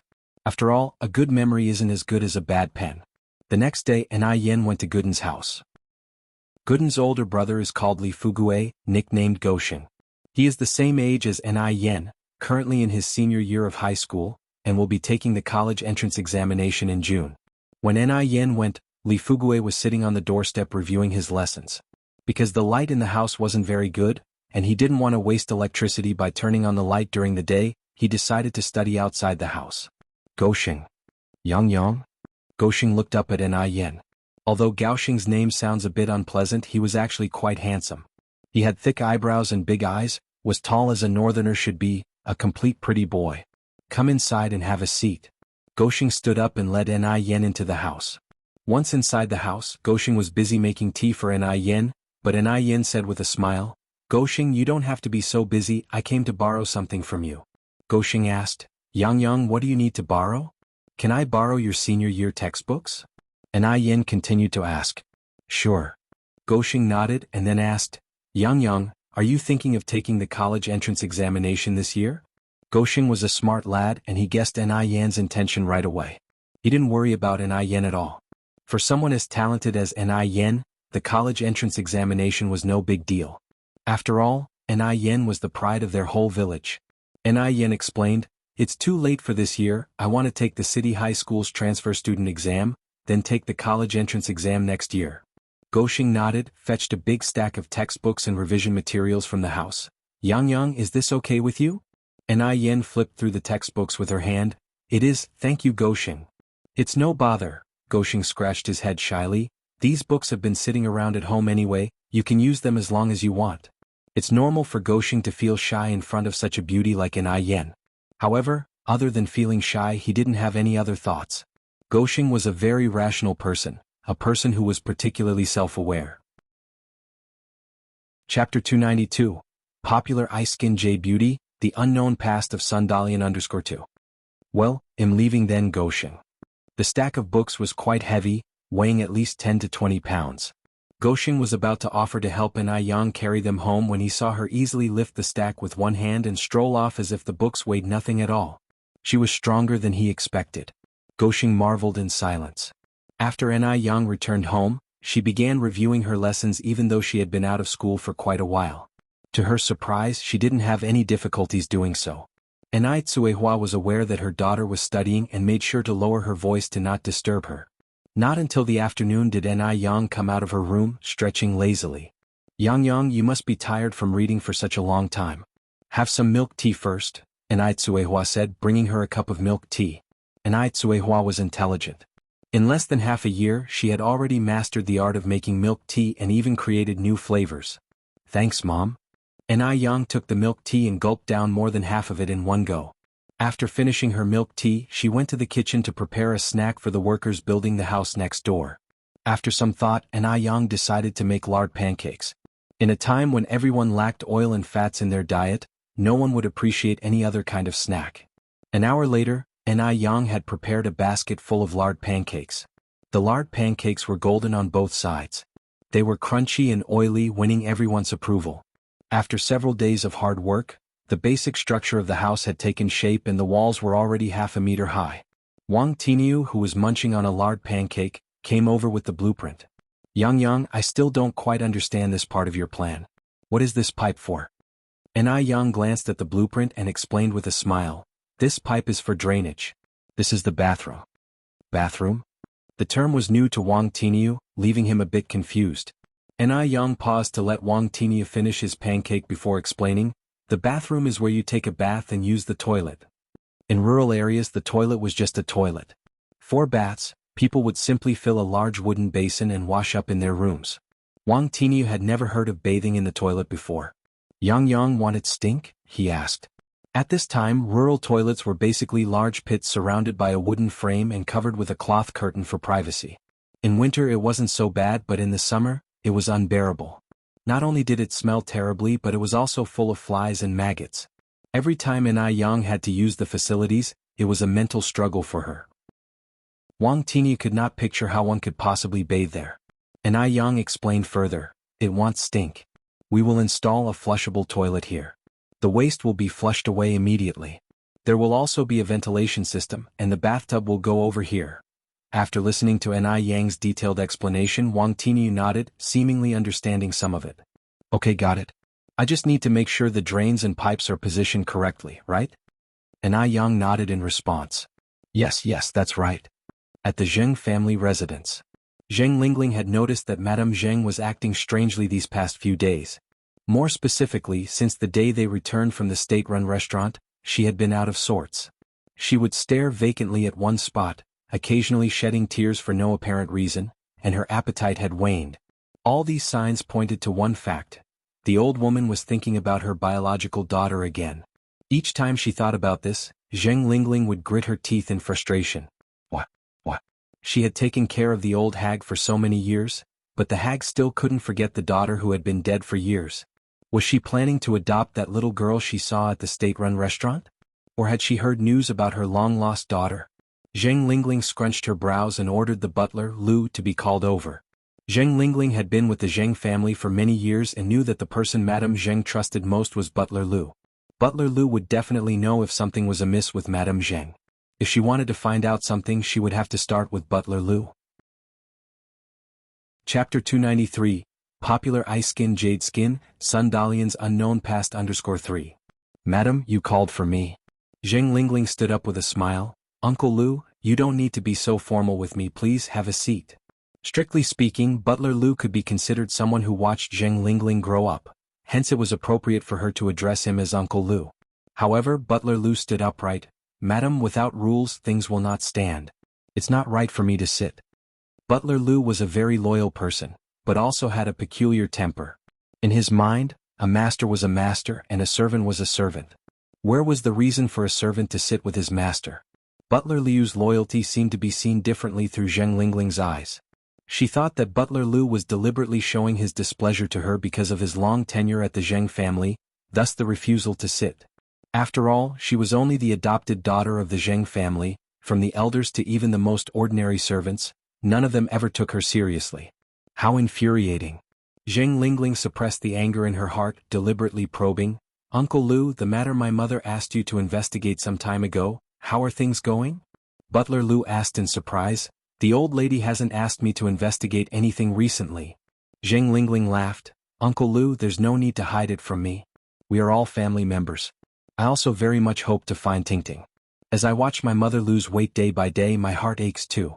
In this house, I much more than anyone else hope to find Tingting. Please tell me honestly, do you have any news about Tingting? It would be better for me to have some certainty, rather than being blindly anxious." Zheng Lingling's words were moving, and her eyes even began to redden, looking every bit the good daughter and good sister. Butler Lu, having the ability to be a butler, was not a pushover. He didn't reveal any emotions. Miss Tingting has been missing for 34 years, and the old lady has been looking for her for 34 years. But after all these years there has been no news. The old lady has actually given up hope a long time ago. Zheng Lingling wiped her tears. "Uncle Lu, did my mother really not ask you to look for Tingting?" "Really not." Zheng Tingting continued. "After so many years, my mother has only me as her child by her side. I don't know if she would want to adopt another child. If she does, I have a suitable candidate." Butler Lu glanced at Zheng Tingting. "Madam, you jest. Miss Sun is already 19 years old. How could the old lady still adopt children?" Zheng Lingling separated from Butler Lu, realizing she wouldn't get any information from him, so didn't say much more. Butler Lu then said, "Madam, if there's nothing else, I will take my leave." Zheng Lingling nodded. Please take your time, Uncle Liu. Butler Liu turned and left.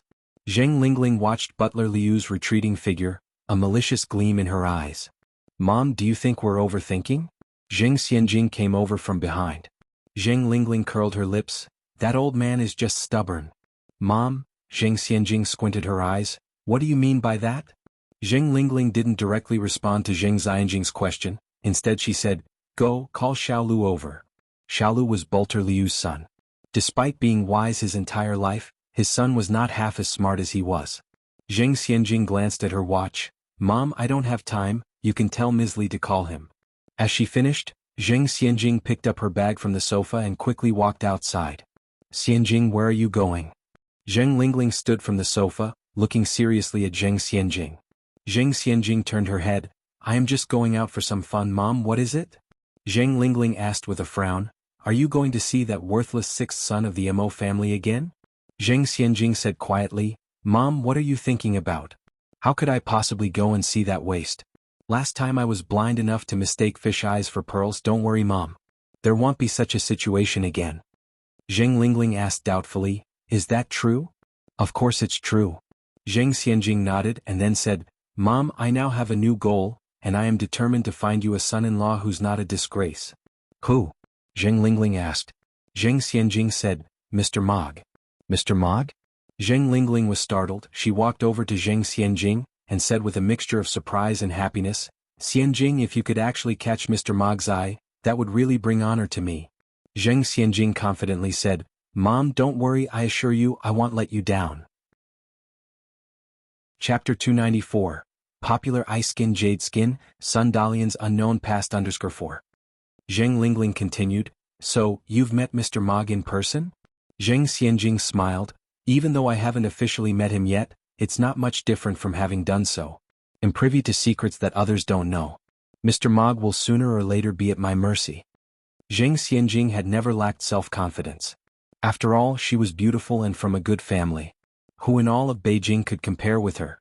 Zheng Lingling looked at Zheng Xianjing, her face full of satisfied smiles. She was ambitious and aspired to greatness. This was her daughter, Lingling's daughter. Compared to a good-for-nothing like Mo Qishan, how could he ever be worthy of her precious daughter? Mom, I won't keep you any longer. I'm going. Zheng Xianjing turned to leave. Wait, Zheng Lingling called to Xianjing once again. What is it, Mom? Zheng Xianjing looked back. Zheng Lingling touched her face. If you're going to the mall, remember to bring back a box of anti-wrinkle cream and a moisturizing whitening cream for me. Oh, and my facial cleanser and aloe vera gel are also running out. Get me a bottle of each. No woman lacks a love for beauty, and Zheng Lingling was no exception. For the past half a year she had been using the Ice Beauty skincare products, and her skin was in very good condition. Not only Zheng Lingling, pretty much the entire circle of elites was using Ice Beauty. Zheng Xianjing said helplessly, Mom, are you kidding me? The whitening moisturizing cream and anti-wrinkle cream are all limited edition products. It's the end of the month, how could there possibly be any left? Zheng Lingling sighed, then just get the facial cleanser and aloe vera gel. The whitening moisturizing and anti-wrinkle creams can wait until the beginning of next month. I'll have Mrs. Li pre-order them. Alright, I got it. Zheng Xianjing nodded and left. After Zheng Xianjing left, Zheng Lingling had someone to bring Xiaolu. Compared to his father, the butler Mr. Liu, Xiaolu was far from competent. He was like a mouse in front of a cat when he saw Zheng Lingling. Zheng Lingling grilled him for a long time, but Xiaolu only managed 2 sentences. No, I don't know. Zheng Lingling was so angry but didn't show it. She waved her hand to dismiss Xiaolu. No way. It seemed she had to hurry up and get that old man to make a will. Otherwise she wouldn't have a day of peace. Thinking this, Xianjing put her anger aside and headed to the kitchen. In the kitchen, several servants were chatting. Seeing Zheng Lingling, they all flattered with smiles. Madam is here to make chicken soup for the old lady again. Madam is so filial. Zheng Lingling's filial piety was evident to everyone in the Zheng family. She not only personally did the laundry for Mrs. Zheng but also personally made chicken soup and all kinds of tonics for her every day. A few days studying at home, Anai Yang found an opportunity to visit the noodle restaurant and the milk tea shop. On her way there, Anai Yang saw a man riding a bicycle. Dressed in a white shirt, black suit trousers and black leather shoes. Somehow, seeing this outfit reminded Anai Yang of Mo Qishan all of a sudden. Speaking of which, it's been quite a few days since she last saw Mo Qishan. What was he busy with these days? With these thoughts, Anai Yang quickly arrived at the noodle restaurant. Both the noodle restaurant and the milk tea shop were booming. It was mealtime and there were endless customers. As soon as Anai Yang arrived, she began to help out. In a daze, she thought she heard someone outside calling Yang Yang. Anai Yang put down what she was doing and went outside to check. Outside, besides people queuing for noodles, there were only passerbys. Who was calling her? Anai Yang wiped her hands on her apron and turned to head back inside the noodle restaurant. During the lunch break, Anai Yang went to the mall. Because she had given Anai Chingui a heads up in advance, he didn't reveal to the others in the shop that she was the owner of Ice Beauty. He only said that she was his niece. The shop wasn't always full of people, but the daily turnover was even higher than the noodle restaurant. Because the skincare products were expensive, each person who came in would spend about 100 yuan. Thus, only 30 to 40 customers per day would be enough to bring in a considerable turnover. "Aunt Anai, these milk teas are for you to drink." Anai Yang handed the bag of milk teas she was carrying to Anai Chingui. Anai Chingui accepted with a smile. "Yang Yang, you're too kind." Besides Anai Chingui, there were 3 other young girls in the shop. They were called Wu Jing, Zhou Xingxing, and Tao Wan respectively. Chapter 295. Popular Ice Skin Jade Skin, Sun Dalian's Unknown Past _5. Anai Chingui was very selective. These 3 girls were all remarkably good-looking. The skincare industry is not like other industries. If the salesperson was not attractive, the sales of the skincare products would drop. So, all the salespeople in the beauty industry were exceptional looking. Additionally, Anai Yang had quietly observed that the service attitude of these 2 girls was quite good. Compared to other sales guides in the mall, they were much better. However, this might have something to do with Anai Yang's management plan. Because it was clearly stated in the contract that they would receive a cent commission for every bottle of skincare product sold. Who doesn't like money? Anai Chingui distributed the milk tea to the 3 girls. "This is the milk tea that Yang Yang bought for you." The 3 girls thanked her in unison. "Thank you, Yang Yang." "I know this milk tea place. This is their upgraded version. It has grass jelly and tapioca pearls. It cost 50 cents a cup. Normally there's a long queue to buy it. It tastes so good. I will buy it after work." While they were drinking the milk tea, Anai Yang looked around in the shop.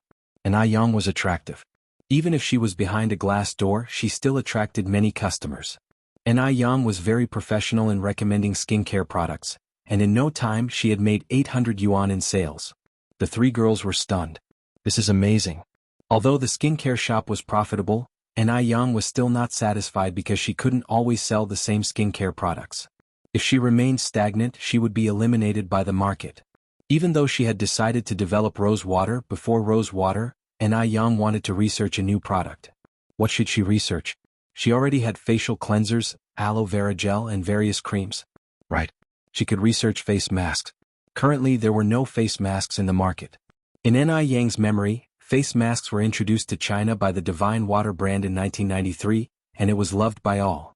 The Divine Water brand was from our country. How could our country monopolize all the good things? As far as Anai Yang knew, the material for the first-generation mask was non-woven fabric. There was no production of non-woven fabric in Beijing. The only place that could produce non-woven fabric for beauty products was Guangguan. Guangguan was hailed as a beauty paradise in later generations. It was the first stop for many foreign skincare brands when they entered China. As long as there were designs, one could find manufacturers in Guangguan that could produce non-woven fabric face masks. As Anai Yang was thinking and wandering around in the shop, she already had a detailed plan. After staying in the shop for a while, she said goodbye to Anai Chingui. The moment Anai Yang left, the 3 girls gathered around Anai Chingui exclaiming, "Sister Chingui, your niece is so beautiful. She looks even better than the movie stars on TV." There wasn't a trace of flattery in the eyes of the 3 girls. They genuinely thought Anai Yang was beautiful. Hearing others compliment that Anai Yang was beautiful, Anai Chingui was also very happy. She said with a smile, "Of course, could my niece be anything but beautiful?" Wu Jing's eyes wandered for a moment, then she said, "Sister Chingui, does Yang Yang have a boyfriend yet?" "No." Anai Chingui shook her head. Wu Jing continued, "Sister Chingui, my aunt's son is 21 this year. Although he is not as good-looking as Yang Yang, he is a public servant. Could you help Yang Yang by mentioning him?" Being a public servant was a big deal in this era. Who knows how many girls would fight to marry one? "No, no," Anai Chingui shook her head repeatedly. "Yang Yang is going to college. When would she have time for a relationship? With that said, Wu Jing had to give up this idea. It wouldn't matter if Anai Yang didn't go to university, but if she did, being as beautiful as she was, she could marry any kind of man she wanted in the future. Just as Anai Yang left Crystal Radiance on the first floor, she could hear a strange female voice behind her. Anai Yang? Anai Yang turned around and saw a young girl carrying big and small bags. Who was this? Anai Yang was stunned for a moment, then she realized, wasn't this her cousin Lu Xiangxiang? Anai Yang, long time no see. Lu Xiangxiang stood in front of Anai Yang in a haughty manner. Her eyes were full of endless mockery and disdain. Anai Yang responded in a neutral tone, "Do you need something?" Lu Xiangxiang said, "Anai Yang, let me tell you. I'm not the former Lu Xiangxiang anymore. I'm now Gu Xiangxiang. Take a look at this and this. This is the whitening moisturizer from Crystal Radiance. This is anti-wrinkle cream. Money can't buy these. I specially had the maid in our house to reserve these for me. Anai Yang, we are no longer in the same world. I am the majestic young mistress of the Gu family, and you? What about you? You are merely a lowly individual business owner. What can you compete with me with?" Chapter 296, Popular Ice Skin Jade Skin, Sun Dalian's Unknown Past _6. When she got to her last words, Lu Xiangxiang felt incredible exhilaration. She could finally trample all over this country bumpkin who came from the rural areas. Lu Xiangxiang, having been a common worker's daughter for over a decade, had finally turned her life around and became a lady of wealth, and of course she wanted to show it off. "Your mom remarried?" Anai Yang raised her eyebrows slightly. For someone like Lu Wan who was money-obsessed, it wasn't surprising that she chose to remarry. It seemed like Lu Wan had latched onto some kind of rich big shot this time. The Gu family. Anai Yang frowned slightly. There were not many people with the last name Gu in Beijing's circle of wealthiest families. Moreover, Lu Wan was not young and had a daughter. It was unlikely that she would have many suitors. "My mom married into the Gu family." Lu Xiangxiang did not feel that there was anything low about her mother's actions. In fact, she was rather proud of it. "Do you know the Gu family?" One stomp of my father's foot, and Beijing would tremble. "Anai Yang, if you kneel down now and bow your head 3 times, he'll forget about the times you've wronged me in the past. Otherwise, I will have my father chase you out of Beijing." "Your stepdad is Gu Yaozu?" Anai Yang continued. It seemed like her father was quite famous. Even a country bumpkin like Anai Yang knew about him. Feeling even more triumphant at this moment, Lu Xiangxiang thrust out her chest and said, "That's right, Gu Yaozu is my dad. So what, are you scared now? If you are, you should kneel down before me at once." Anai Yang laughed lightly. "Are you sure Gu Yaozu is your father?" "Of course." Lu Xiangxiang lifted her head arrogantly. Anai Yang then said, "That's strange. Isn't Gu Yaozu old enough to be your great-grandfather? He's not 90, he's at least 80, right? Lu Xiangxiang, you flaunting the benefits your mother gets for selling her youth and her body? It's really quite disgusting." Anai Yang's tone was light, however every word stabbed deep into the heart, like a sharp sword slicing open Lu Xiangxiang's outer layer of pretense, exposing her most corrupt side to the air. Lu Xiangxiang was thrown into a panic immediately. How would Anai Yang, a mere individual business owner, know about the age of Gu Yaozu, a social elite? Having said that, Anai Yang turned around to leave. Lu Xiangxiang screamed in frustration, "Anai Yang, stop right there. Aren't you afraid that my father will come after you? So what if Gu Yaozu is old? A skinny camel is still bigger than a horse. Besides, Gu Yaozu is already 80 years old this year, he won't live for many more years, and he doesn't have any biological children. She was his only daughter. When Gu Yaozu dies, she would inherit all the wealth of the Gu family. By then she would still be superior to others, while Anai Yang would merely be a noodle seller." Anai Yang smiled faintly, turned to look at Lu Xiangxiang, sparks in her eyes, and provocatively said, "I'll be waiting." Now, it was a society ruled by law, and she wasn't taken aback by someone like Gu Yaozu. Moreover, whether Gu Yaozu would stand up for his stepdaughter Lu Xiangxiang was still an uncertainty. In her past life, Anai Yang had had business dealings with Gu Yaozu. She knew him too well. In her previous life, Gu Yaozu had married a young and beautiful wife who was 45 years younger than him. The young wife had stayed with Gu Yaozu for 18 long years. Just as she was about to inherit his wealth after his death, she didn't get a single cent. Because Gu Yaozu had written a will long ago, donating all his assets to impoverished mountain areas. So, the young wife had wasted 18 years with him and ended up with nothing in the end. As it could be seen, Gu Yaozu was even more ruthless than a wolf. But at that time Anai Yang had never imagined that Gu Yao's young wife would be Lu Wan. Lu Wan really pushed it to the extreme. She actually married Gu Yaozu, a man whose face was covered with age spots, for money. As Anai Yang walked, she kicked the small pebbles on the lane, a faint smile playing on her lips, her dimples showing slightly, like trying to suck you in, charming and dazzling. What Anai Yang didn't know was that Mo Baichuan had also walked out from the mall behind her. He had seen everything that just happened.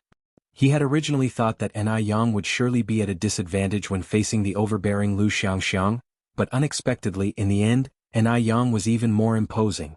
This was not the demeanor that a common country girl should have. Chapter 297. Popular Ice Skin Jade Skin. Sun Dalian's unknown past. Underscore 7. His gaze was unconsciously drawn to Anai Yang. This feeling was very strange. He didn't know what kind of person Anai Yang was. She seemed a bit different from what he had imagined. Mo Baichuan squinted. Only when he could no longer see Anai Yang's figure did he finally leave. The mantis stalks the cicada, unaware of the oriole behind. At this moment, Li Xianxian emerged from behind Mo Baichuan, her face filled with a gloomy expression, her eyes filled with malice as if she were poisoned. Mo Baichuan's attention was ultimately drawn away by Anai Yang. No, she absolutely couldn't let anyone steal her stuff. Mo Baichuan could only belong to her. It seems she could no longer simply sit idly by. Li Xianxian clenched her fists. If you looked closely you could see her entire body was trembling. Anai Yang went straight to the detective agency. "Miss Anai, you're here," Xiaozhou greeted Anai Yang with a smile. "Please have a seat." Anai Yang leaned over to sit down on the bench. "Mr. Xiaozhou, the matter I asked you to check last time, is there any progress?" "It's been clarified," Xiaozhou continued. "Sun Dalian gave birth to a child when she was 16 with a local scoundrel. The following year, before the child had even turned 1, she ran off with her mother and there was no news of her thereafter. According to the villagers, Sun Dalian seems to have died in a car accident." After the investigation, this was the only shocking thing about Sun Dalian's past, so Xiaozhou of course brought up the most important part. "Is the information reliable?" Anai Yang's eyes lit up. So this was why Li Xianxian had changed her name and was so afraid of her past being known. It was because of this. An unwed mother, yet she still wanted to marry into the Mo family. TSK, her ambition was truly not small. "Of course it's reliable." Xiaozhou handed Anai Yang the file bag in his hands. "Here are the details of the male's family residence and some other information." Anai Yang opened the bag and read through the documents at a glance. After reading, Anai Yang lifted her gaze to ask, "Is that child still alive?" "He's still alive," Xiaozhou replied. "The child is now 5 years old and is being raised by the father, but their life is very tough, barely surviving by deceit." Anai Yang nodded. "All right, I understand. Thank you, Mr. Xiaozhou." "You're welcome," Xiaozhou smiled. "It's all part of our job." After leaving the detective agency, Anai Yang went to the vegetable market to buy groceries. Having such significant news, she of course needed to celebrate properly. When Anai Yang returned after shopping, she immediately sensed that something was amiss. Someone was following her. Moreover, there was more than one. Anai Yang slightly raised her eyebrow, maintained her pace and turned into a dead-end alley ahead. Just then, a dark figure rushed towards Anai Yang's back, while another person tried to bag her head with a sack. Anai Yang's ear twitched and in a flash she lifted her right leg. A perfect backspin kick followed. With a thud, the man with the sack was kicked to the ground. The other man seeing this was scared and immediately turned to flee. My God, that's so terrifying. Was this really the action of an 18-year-old girl? The fleeing man wet himself in fear as he ran, filling the air with a disgusting urine odor. Anai Yang frowned slightly, deciding not to chase after him and kicked the man on the ground. "What's your name?" "Who sent you?" "Please spare my life, sister. I'll tell you everything." Chapter 298. A very important person. _1 The man was scared out of his wits. He never imagined that a young girl could knock him down with a single kick. "My name is Sun Shiwu, an old woman sent me. She's veiled, so I don't know her identity, but we agreed to meet in a small alley on the northwest side after I finish my task this late afternoon." Scared out of his wits, Sun Shiwu confessed all his past involvements. "Sun Shiwu?" Anai Yang raised her eyebrows slightly, a hint of cunning flashed in her eyes. It was a good thing she had previously done a background check on Li Xianxian. Otherwise she would have missed this critical figure. Anai Yang's face changed instantly. She quickly squatted down to help Sun Shiwu up. "Turns out you're Uncle Shiwu." What a case of not recognizing one's own kin. I am Yang Yang, don't you remember me? Sun Sherwu looked at Ni Yang in confusion and fear, worried that if she were displeased she might kick him again. He did not remember Ni Yang. He was very sure that he had never seen Ni Yang before. Because Ni Yang was too beautiful, and if he had met this attractive girl he would definitely remember. However, he had absolutely no impression of Ni Yang. Seeing Sun Shiwa's reaction, Ni Yang continued, Uncle Sherwu, I used to play with Dalian all the time. Do you remember me? I was the Yang Yang who always had a runny nose. Which village doesn't have a few little girls who love having runny noses?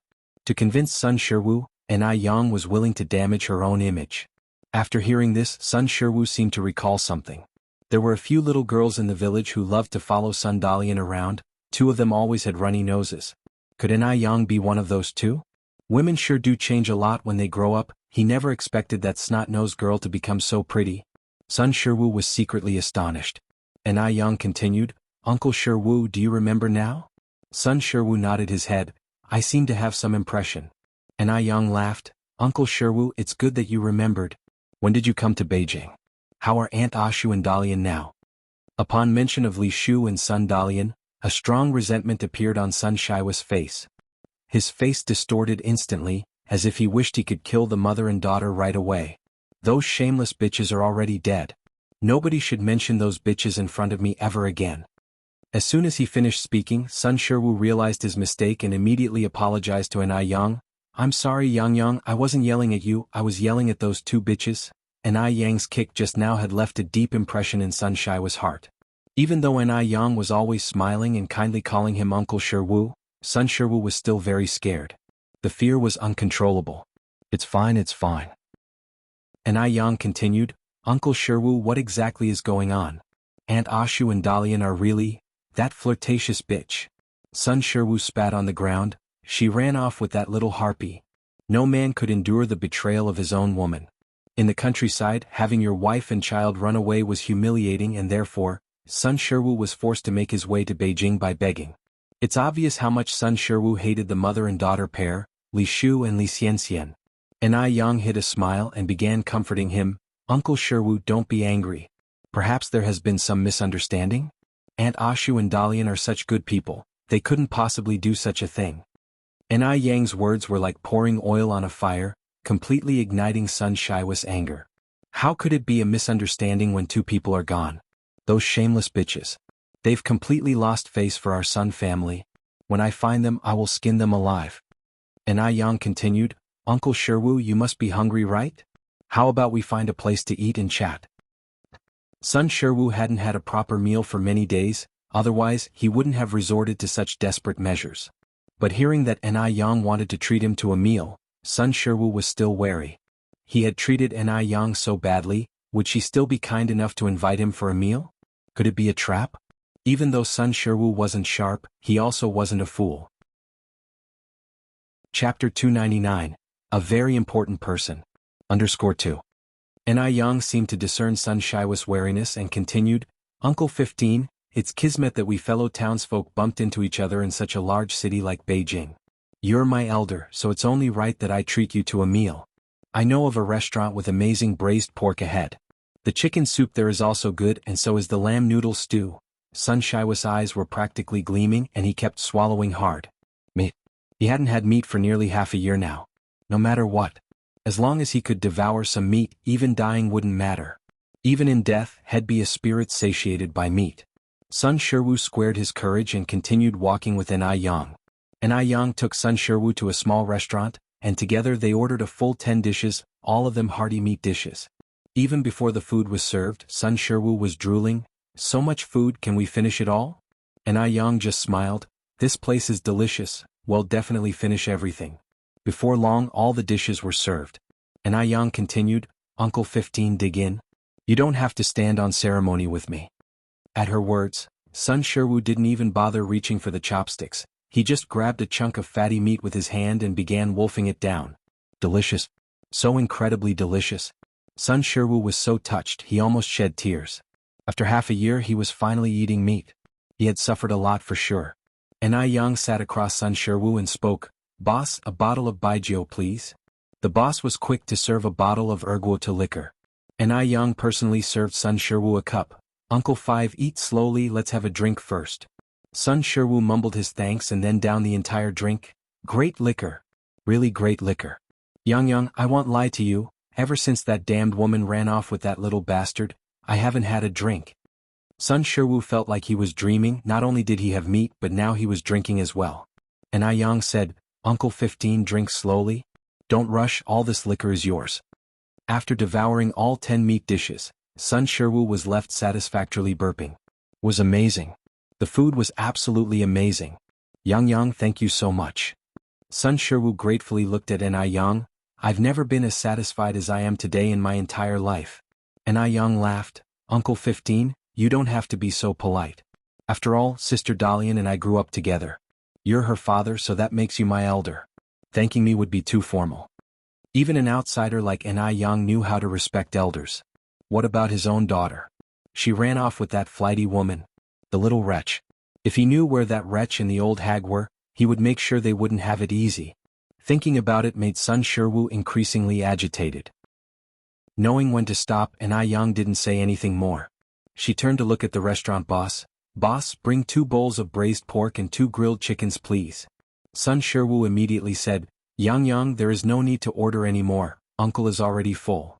N.I. Yang smiled faintly, Uncle, this is for you to take home and eat. Sun Shiwu, feeling a lump in his throat, didn't know what to say. N.I. Yang was such a good girl. How did he end up raising an ungrateful daughter? The restaurant's boss soon brought the packed braised pork and grilled chicken. Sun Shiwu took it with heartfelt gratitude towards N.I. Yang. N.I. Yang smiled and dismissed his thanks. Uncle 15, where do you live? I'll visit you sometime. Sun Shiwu didn't hesitate. I live at number 18 in the alley behind the street. The residents of 18th alleyway were all people struggling to get by. It was clear Sun Shiwu wasn't lying. N.I. Yang nodded. All right, I will surely visit when I have time. Leaving the restaurant, N.I. Yang took Sun Shiwu to a roadside stall and bought him 2 sets of new clothes. When he got home, Sun Shiwu found 50 yuan in the pocket of the clothes. 50 yuan. Not only had N.I. Yang treated him to a meal and bought him clothes, but she had also given him money. She was several times better than his own daughter. Thinking of Sun Dalian and Li Shu, Sun Shiwa's eyes filled with a vengeful glare. Wait and see, you wretches. One day he will ensure their painful demise. As night slowly deepened, Sun Chuanxiang anxiously waited in the courtyard. She had no idea if those 2 had succeeded yet. They should have been successful, right? After all, N.I. Yang was just a young girl, and the 2 she had sent were robust men. Chapter 300, A Very Important Person. _3. With that in mind, Sun Chuanxiang felt considerably relieved. She turned around and headed back to her room. After putting on a mask and a hat, she walked out. She had already coordinated with those 2 individuals. Once the job was done, they would meet in the dead-end alley in front of number 18 on the back street. When Sun Chuanxiang arrived at the dead-end alley, no one was there. Just then, everything went black before her eyes as she was hooded with a sack. Then came a flurry of punches and kicks raining down on her. Sun Chuanxiang rolled on the ground in pain. Unfortunately, this dead-end alley had been meticulously chosen by her. It was rarely traversed by anyone. N.I. Yang wielded a wooden stick yet displayed no signs of holding back. Sun Chuanxiang had tried to take her life. Why should N.I. Yang show her any mercy? She certainly wasn't a saint. Help! Help! Someone help me! Sun Chuanxiang, unable to see anything, cried out in desperation. Above every head there watches a god. Sun Chuanxiang, this is your retribution. N.I. Yang's red lips barely moved. From them came a resonant masculine voice. It echoed faintly in the alley, resembling the voice of a bodhisattva from a TV show. People were somewhat superstitious those days. Upon hearing these words, Sun Chuanxiang got so frightened she wet herself. Spare my life, bodhisattva. Spare my life. I will burn incense for you once I go back. I swear I'll never do bad things again. Let me mend my ways, please give me another chance. Sun Chuanxiang managed to struggle up and started kowtowing on the ground. Each kowtow resulted in the sack being smeared with more blood. He'll let you off today. N.I. Yang tossed the wooden stick on Sun Chuanxiang's body and walked away. Her footfalls were light, so light that they were practically silent. How could anyone walk without making a sound? This only served to reinforce Sun Chuanxiang's belief that the individual was a bodhisattva. Too terrified to move, Sun Chuanxiang knelt on the ground. It was terrifying. Truly terrifying. She vowed never to do anything wrong again. Sun Chuanxiang, tears of pain streaming down her face, dragged her battered body and limped away. As she emerged from the alley, Sun Chuanxiang saw a person she did not expect. An Ai Yang. It was March, and she was wearing a beige cheongsam with a dark blue coat draped over. Her hair was half tied up with a blue hairpin matching the coat. She exuded a radiant aura of beauty, like a figure stepping right out of a painting in the dusk. Having just done something wrong, Sun Chuanxiang did not dare to spare An Ai Yang a glance. With a benevolent smile, An Ai Yang approached and took the initiative to say hello, Aunt Sunday. Pale-faced with fright, Sun Chuanxiang collapsed to the ground, sobbing, I'm sorry, An Ai Yang. I was wrong. I shouldn't have been led astray and engaged those two to hurt you. Can you forgive me? An Ai Yang gently helped her up. Aunt Sun, what happened? Somebody wanted to hurt me? I don't understand what you're talking about. Right. An Ai Yang still didn't know about it. Hastily, Sun Chuanxiang covered her mouth. Nothing. Nothing. I didn't say anything. And with that she scampered off, a picture of embarrassment. Watching her retreating figure, An Ai Yang's lips curled slightly into a faint smile. Innocent and harmless, nobody could connect her to the violent girl swinging a wooden stick 10 minutes prior. Due to the enormous shock she had experienced, Sun Chuanxiang fell seriously ill that night. An Ai Yang, on the other hand, made a hearty meal. Delicious dishes such as steamed mandarin fish, tender ginger stir-fry, anti-aging yam lamb, and many others. Of course, not forgetting the breast-enhancing sweet rice balls. Breast enhancement was a long-term project, and it couldn't be relaxed at all times. The three of them cleaned up the entire spread without leaving a crumb. While some found joy, some found sorrow.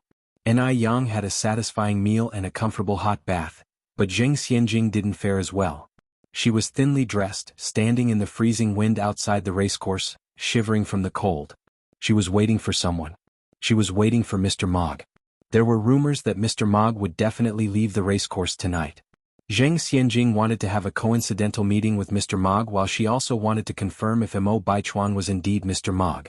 Just then, a tall and upright figure gradually walked out of the racecourse. Chapter 301. A very important person. _4. He was dressed in a black trench coat, a subtly glowing cigarette dangling from the corner of his mouth.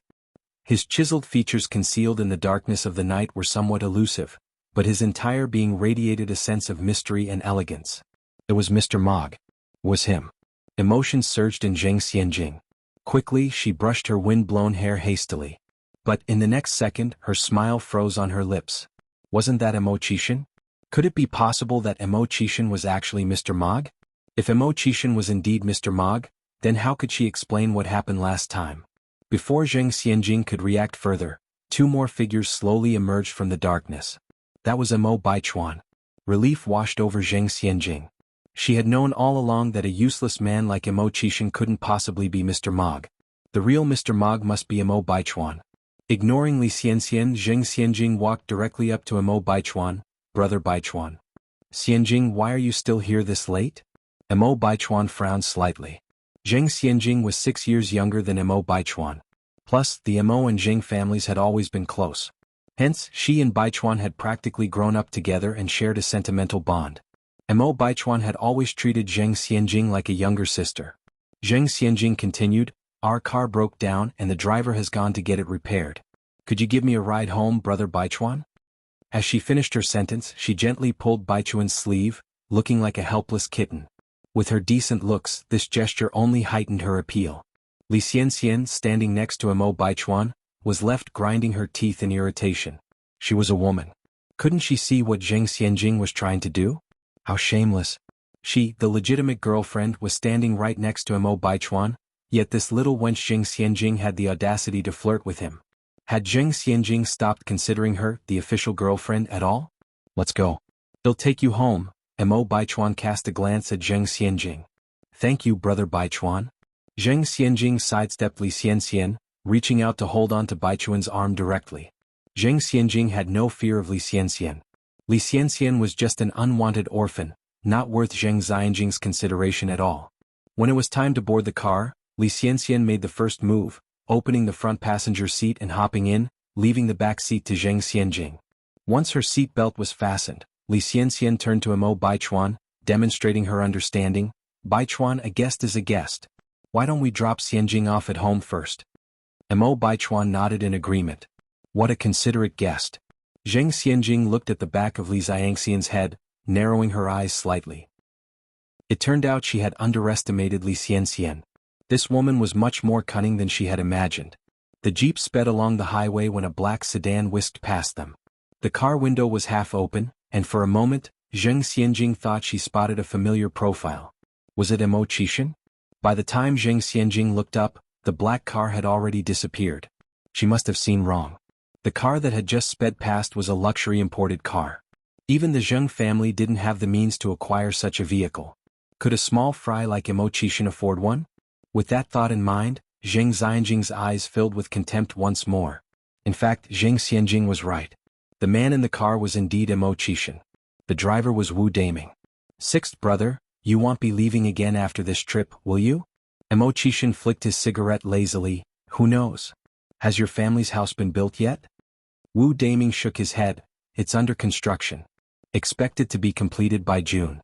By the way, sixth sister-in-law's house is also under construction. Have you decided on a gift yet?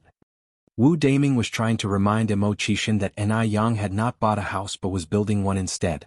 Only a simpleton like Mo Qishan would have bought a house. The thought of Ma Shinshan pouring so much money into it made Wu Daming's heart ache. During the time Mo Qishan was away from Beijing, he was oblivious to Ni Yang's situation. He didn't miss her till now, but the moment she was mentioned, every part of Mo Qishan started to ache. He hadn't seen his wife for so long, how could he not miss her? Mo Qishan took a deep puff of his cigarette, exhaling a ring of smoke. Look out for imported refrigerators and washing machines. His wife's beautiful hands certainly wouldn't be subjected to the rough job of washing clothes. A refrigerator was also indispensable. With summer approaching, having a refrigerator would not only be convenient but would also allow access to cold drinks. Chapter 302, A Very Important Person. _5. After some thought, Mo Qishan added, also keep an eye out for window units. In this era, air conditioning did not exist yet, but window units did.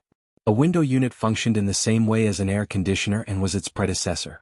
However, it was a self-contained unit that provided cooling but not heating. During this time, window units were generally imported from our country and were pricey. Ordinary households could only afford to look on from a distance. Even wealthy families needed to use their connections to get one. However, Mo Qishan could easily obtain as many of these units as he wanted by simply asking for them. Understood, Brother Six. Wu Daming nodded, then asked, Brother Six, where will we be heading tonight? Mo Qishan rubbed his temples, showing signs of fatigue. Let's go back to the manor. Wu Daming had originally planned to discuss the house matter further with Mo Qishan. Seeing Mo Qishan's fatigue, however, he decided against it. The noodle restaurant and milk tea shop were still doing an excellent business with daily profits being quite substantial. This instilled in Ni Yang the idea of opening more branches. If you want to multiply money, opening more branches is essential. Sticking to the status quo means never earning more. Although Ni Yang did not have a lot of extra cash, she did have enough to buy a shop. Ni Yang walked down the street and cast her gaze on Sun Chengxiang's sour fish stall. While Sun Chengxiang's pickled fish noodles were not tasty, their reputation for deliciousness had already spread in the vicinity. With Ni Yang's shop often experiencing long queues, Sun Chengxiang managed to earn some money every day. But if a shop was opened directly across from Sun Chengxiang's stall, would people still go to her noodle stall? Ni Yang had no intention of letting Sun Chengxiang off easily. Ni Yang gave a slight smile and turned to walk towards the opposite shops. There is a row of shops here. Some were in business and some vacant shops were for lease. Ni Yang took a fancy to two adjacent shops. One of the shops was 65 square meters, and the other was 20 square meters. The larger one would be used to sell sour fish, while the smaller one would sell milk tea. Just as Ni Yang was surveying the surroundings, an elderly man with white hair approached her and asked softly, Young lady, are you thinking of buying these two shops? Ni Yang nodded, Yes, old man.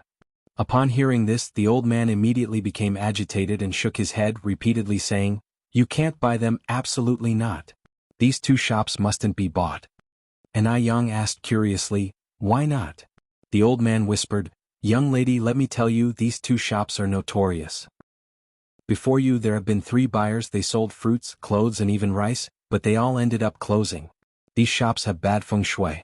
Ni Yang smiled slightly, Thank you for your warning, old man. But my luck is very strong. Don't worry, I will be fine. Even though she had gone through reincarnation, Ai Yang still didn't believe in feng shui. Even if someone gave you a place with excellent feng shui, if you don't know how to do business, you would still end up closing in the end. Everything is up to oneself. In this world there are only useless people, there are no useless things. Upon hearing her words, the old man could only shake his head and sigh.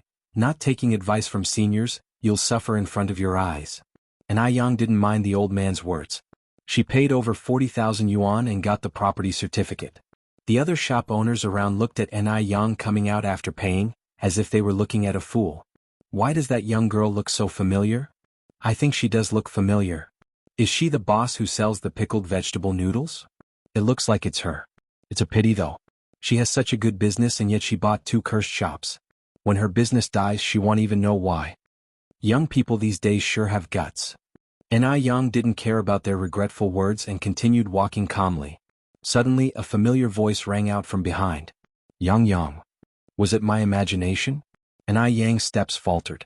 She turned around and looked back. Mo Chishan was standing under the sunlight, smiling gently at Ai Yang.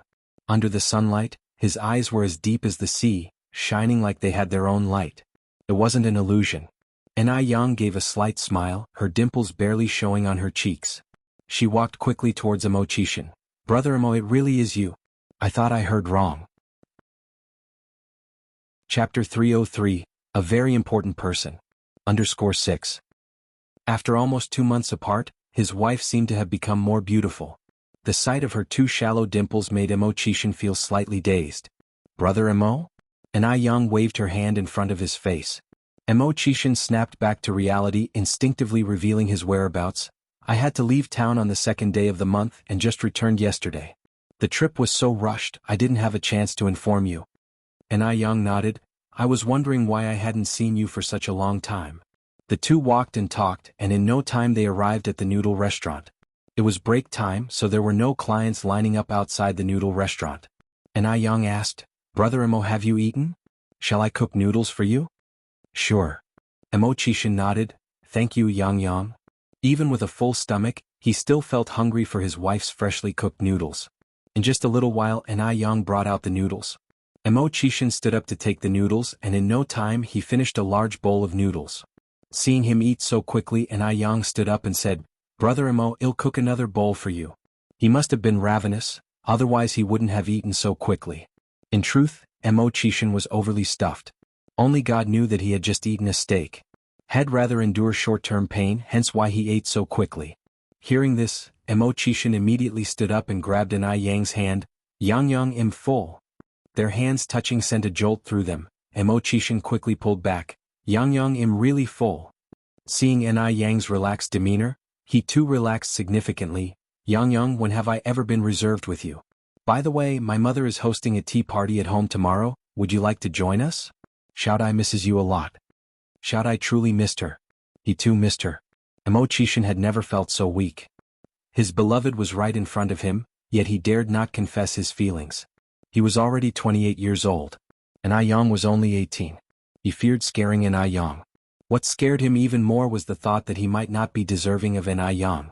If he ended up frightening Ai Yang, they wouldn't even be able to maintain their friendship. At least right now, even if nothing else, they could still be friends. Ai Yang happily said, sure. She should be able to see Li Xianxian, who was essentially the approved granddaughter-in-law, at the Mo family's tea party. Anytime Li Xianxian was unhappy, she was happy. With that thought, Ai Yang unconsciously curled her lips into a smile. Yang. Mo Chishan couldn't help blurting out. At this moment, thousands of voices in his heart were clamoring. Confess. If you can't even say I like you, are you even a man? Ai Yang lifted her eyes to look at Mo Chishan, her exquisite peach blossom eyes crystal clear. Seeing those crystal clear eyes, the confession Mo Chishan intended died on his lips. He said instead, Yang, I'll pick you up tomorrow morning, okay? Ai Yang said, I'll wait for you at home. Mo Chishan maintained his calm demeanor after he spoke. However, he was already feeling utterly defeated inside. He really was useless. In order to show his best self in front of Ai Yang, Mo Chishan didn't return home in the afternoon but stayed behind to help at the noodle restaurant instead. Watching that busy figure inside the restaurant, Marcus and Morris sitting in the car thought they were going blind. It was one thing to have seen Mo Chishan pouring wine and handing out cigarettes to a bunch of workers at the noodle restaurant last time, but this time, why was he even doing menial work? Regardless of pursuing his wife, he shouldn't have to demean himself like this, right? After all, with his status clear to anyone who cared to look, he only needed to shed his disguise and countless wealthy young ladies would rush to swoon over him. When Ni Yang returned home in the evening, she spoke to Wang Tiniu about her intention to buy a shop.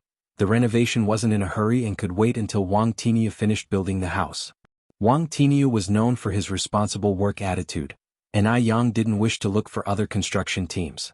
Upon hearing this, Wang Tiniu said, Yang, thank you for trusting me so much. I have a cousin who's also a bricklayer. I can ask him if he could help you out? Wang Tiniu's cousin lived under harsh circumstances. He even borrowed 100 yuan from Wang Tiniu last December for the New Year celebrations. So Wang Tiniu wanted to give this opportunity to his cousin and help him out. And Ni Yang nodded her head. Sure, then please, Uncle Tiniu, communicate this to him for me. You're aware of the labor cost. If he has time, he can start at any time. Okay. I'll visit him tonight. Thank you so much, Yang. Wang Tiniu exclaimed excitedly. And Ni Yang replied with a smile, Uncle Tiniu, you've helped me so much. I should be the one thanking you. The next morning, Mo Chishan arrived timely on that bicycle to pick up Ni Yang. Ni Yang was still wearing the beige cheongsam from yesterday, with a dark blue coat over it. Dark blue was a picky color, but when worn by Ni Yang, it only highlighted her skin, fair and snowy, with lips as bright as oil rouge.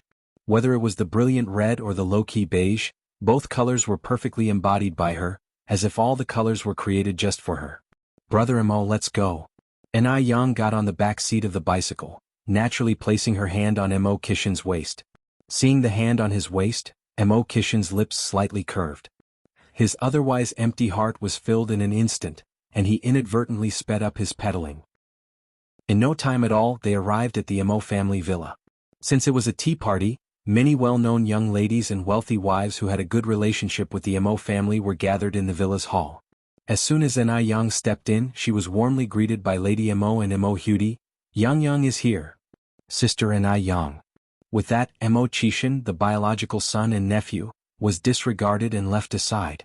Hearing the commotion, Li Xianxian, who was engaged in a conversation, lifted her head and looked over, only to catch sight of Ni Yang. Ni Yang. Why was it her again?